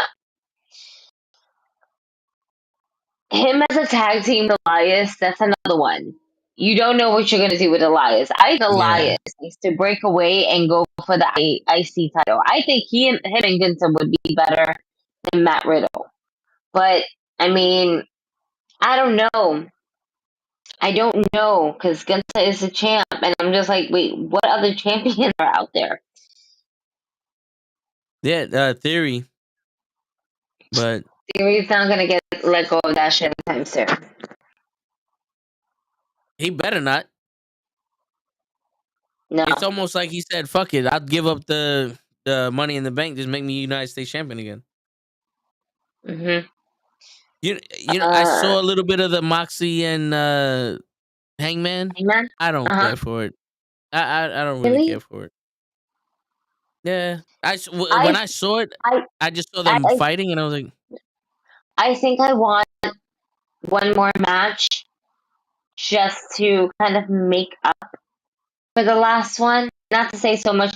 I think Hangman needs this more, obviously, for if it's not for himself, for the story purpose. Because it ended, pretty much on the spot, like because he couldn't go. And I feel like, if you were to be put yourself in his shoes, he's like, nah, I didn't want the shit to end this way. I want to run that back. Yep. We were doing something good here. And it was a really good match. The story didn't, we didn't care too much for it, but when they actually fought in the ring, it was a decent match. It was good. Moxley's great at putting people over. Hangman's great putting at people over. It was just a rough match. But then that clothesline, that lariat, this just completely sent them. So if you were to put yourself in Hangman's Adam, she's going to run that back because he's going to be like, even if he wins, I want to be able to do that match the way it's supposed to be done. Yeah. And then you know what? They're going to run it back. And they're going to do that buckshot lariat again. And then they are going to run that spot where he was down for a minute. And they're going to be like, oh my God, are we doing this again? Did this happen again? And obviously we see him get up. And then that's when the fans start being like, oh my God. And it's kind of like a redemption story for Hangman. And even if you were to take the L, it's more like for himself because nobody wants to go out like that. No, yeah. I hear you. So I would see it again. I wouldn't mind it. So we can see like a real beginning and end to the story. Yeah. And then we put it to rest. Yeah. I mean, I'm not the biggest Hangman and Moxie fan to begin with. That's why I'm like, to me, because I didn't know why they were fighting. I just saw them fighting in the back, and I'm like, ain't Moxie ever gonna go on that vacation he was talking about? That's the only thing went through my mind. He can't. Yeah. He can't. You want to know what he can? His wife, he's a new employee. She just got there. All right, we are right now on our 90 days probation. All right, just to see how no clouds, no nothing. Not for real. Yo, no PTO days. Oh man. Yo, the interview went great. Gigi started a fight between me and him, but I we did not resolved start it. a fight. Everyone agreed. Everyone agreed I was right. Everyone agreed I was right. As soon as he got on the fucking air for 20 minutes, you fucking attacked our guest for 20 plus fucking minutes instantly as soon as he got, wait, before we start this, I need to know Hogan or Cena. I was like, you motherfucker. And it was like a whole fucking 20-minute shit. And I was like, this is unbelievable. This is how we're going to fucking do this shit. This is why people will probably never come back onto this show. But it was not cool. And he definitely, would love to come back. We would love to have him back. And, maybe you can show up. Word. We're not asking you to be on time, but I was on time today, sir. She was. All right? She was. Let's think about this. All right? I stretched it out. Longer. I'm sorry. You know what it was? We started the intro ended, and I said, "We'll do it live. Fuck it." You know what I'm saying? That's it. That's what happened. Don't sweat the technique. That's it. You know what I'm saying? Wow. No, but hey, listen, Hulk man. Hogan fight. Yeah, it was a Hulk Hogan fight. Yeah. But but baptism under fire. You know, show. You know. Everybody gets it. Wow. No, but yeah, I mean, it was awesome. He's an amazing dude, and I felt like I felt comfortable enough to ask that question, to go there with him. The 5 minutes before we went live, we were talking, and it was just one of those things. Like, all right, you get it, I get it, we're here. You know what I'm saying? Like instantly, Yeah. I was like, all right, yeah, we're here. So it was cool. You know, I was but tired. you I know, was like, oh my god, hey Harry, go to bed. word. A couple minutes later, I can't sleep. I just need you there just to pat me down. Put the TV, put the podcast on. The podcast is still on. Word. She's knocked out. I just need to hear your voice. And I'm like, Word. okay. Word. Okay. Yo, show, but not for nothing. The way homeboy was talking, like you could feel his passion. I was listening to every word he said, and when he finished talking, I was like, oh shit. He convinced him with the John Cena thing. I was like, He's convinced I was about like, John Cena. It's amazing. yeah, I was like, yo, this guy, yeah, keep talking, bro. Yeah, you want a question? How blue is the sky? What's up? Talk to me about some of your wrestling. You know what I'm saying? Is it like this color? Yeah, you know, like, is it like the light? Like, what's going on here? Yeah, so you would have been engaged. So you'd have been like, really? What? You know, and being a part of the show, you know, you would have been like, hold on, wait, I saw this one do this. Who's this? You know what I'm saying? And it's dope. It was really dope. We're definitely gonna have him back, and you're gonna be on, and Lay gonna be on. You know, and it's gonna be a happening, like Gorilla Monsoon would say. You know what I'm saying? Word. But yo, we could call ourselves the Rolling Brutes right now, because we had banger after banger after banger this week. And we're gonna continue to having bangers after bangers That's right. after bangers. That's right. You guys gotta just stay tuned and pay attention to our IG page. Subscribe, follow, share, like, comment, shoot the shit with us. We're cool with it. Just don't be creepy. You know, Word. nobody wants to get dick pics, and I haven't received anything, so I appreciate it. Word. And I don't want them shits neither. Yeah, he wants all of it. No. For y'all niggas, that y'all be brave on, you know, when I ask you guys, send me anything anonymously. Y'all niggas be really brave.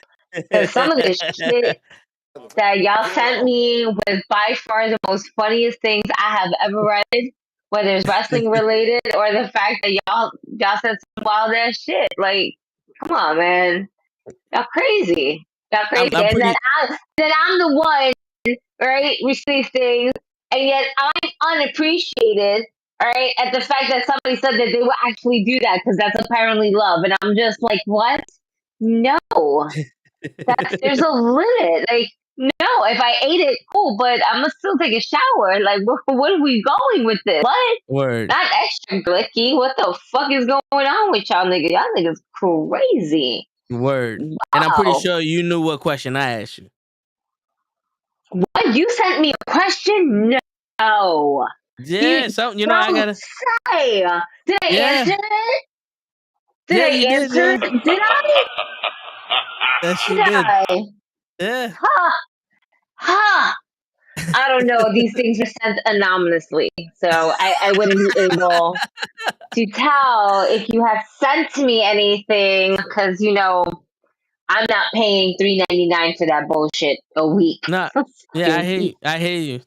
Nah, but you sent me something.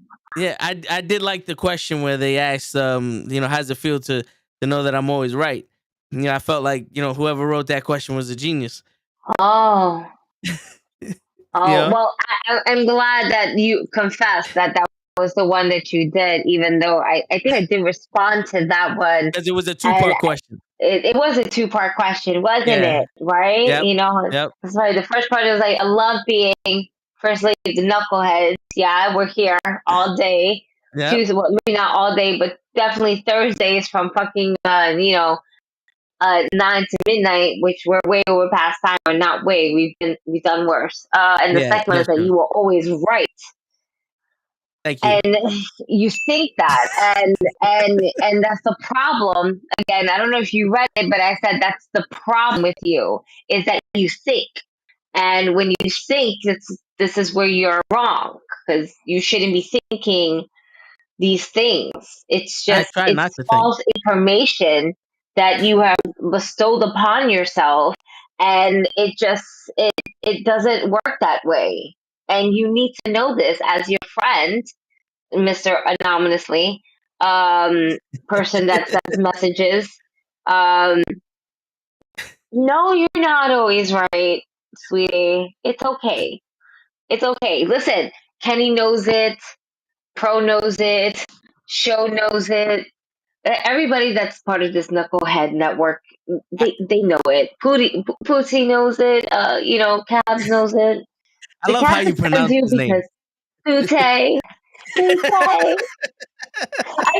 That's why I fucking love his name. Like, I know your name, but I will never call you by your name. Yeah. Yeah. That's it. Okay? Why?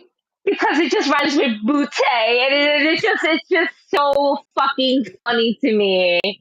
Because it's poo. It's booty. That's too me talking, bro. I'm sorry. Hurts though. I mean, I am Sir Lord Facts, and everyone knows it. No, you're not. No. But no, yeah, you're not. No, you're not. Moving forward. Wasting that money. Damn right, I'm not wasting that money. I caught my supervisor that way. I was talking to somebody. I was like, no, I'm 100% right. And my supervisor was about to sneeze. So I was like, sneeze if you think I'm right. And she's like, I said, see, I'm right. And I walked out. I walked out. I said, that's it. Yo, I would have held in that sneeze so fucking bad. No, that is invalid, sir. Invalid. I did not agree to these terms. So full of shit. Hey, you got to get it where you can. You know what I'm saying? But hey, listen, we had confirmation that it might have not been my email that made Willow sign with AEW. So, Oh, wow. Just going to leave that alone. Listen, so we can continue getting guests here and not having them run away. I don't believe in coincidences. You're professional. I can't even say that with a straight face because I'm the least fucking professional. Hey, you got to keep them on their toes. You know what I'm saying? Like, we're not like any other show. You got to be prepared for this shit. We're not. We're not monotone. We have energy. We're just a whole bunch of knuckleheads that love to talk about wrestling. Word. Anything and everything about wrestling. Word. Thanks to our guest tonight that showed up and chopped the shit with us. Joakim Morales. You can find him at Battle Club Pro, Fallout, Joakim Morales himself. You ain't no Jones. You goddamn right. Goddamn right. We got Knuckleheads merchandise. That's right. Right? That's right. And we got Wrestling with Knuckleheads fucking t-shirts, Knuckleheads t-shirts, Toe and Show t-shirts. We got merch for the win merch. Yep. This is what we do, man. Thursdays live, 9 p.m. Sometimes I'm on time, sometimes I'm not. But guess what? Tonight I was, and that's what fucking matters. That's right. There's two things in life that are guaranteed: Toe getting on Gigi's nerves and taxes. You know? Yes. Yes. Word. And word. And yo, keep an eye on our social media because we might have a special guest next week also. Well, we're gonna have a special guest next week also. But we're not gonna tell you who the fuck it is until we tell you who the fuck it is, all right? That's right. Word. We ain't no chumps. We don't fuck around out here. But on that note, ladies and gentlemen, Gigi, appreciate you coming on time and being the ref. Even though you wasn't impartial, but it's all right though. I didn't know what to do. I was just like, oh shit, this is how we're starting. Yeah. Fuck. All right, crack open this shit real quick now. It's funny because you're like, I got to deal with my kid, and then I got to come back and deal with this fucking kid. And my child was behaving better than you. Hey, listen, I was on a sugar rush. Like, no. I was like, I'll take it back. She's like, come pat me. You howl at them and just put the TV on. I want to hear your voice. I'm good. Like, she's laid out. Like, I was like, yo, lay in your bed. Nah. Your bed tonight. And I'm like, you're 7. You should sleep in your own bed. But your bed is more comfortable. And I'm like, go to sleep early? Yeah. Right. That didn't happen. I hate word. But on that note, ladies and gentlemen, it's always a pleasure. It's your friendly neighborhood knucklehead signing out. Peace, everybody. Tune in next week.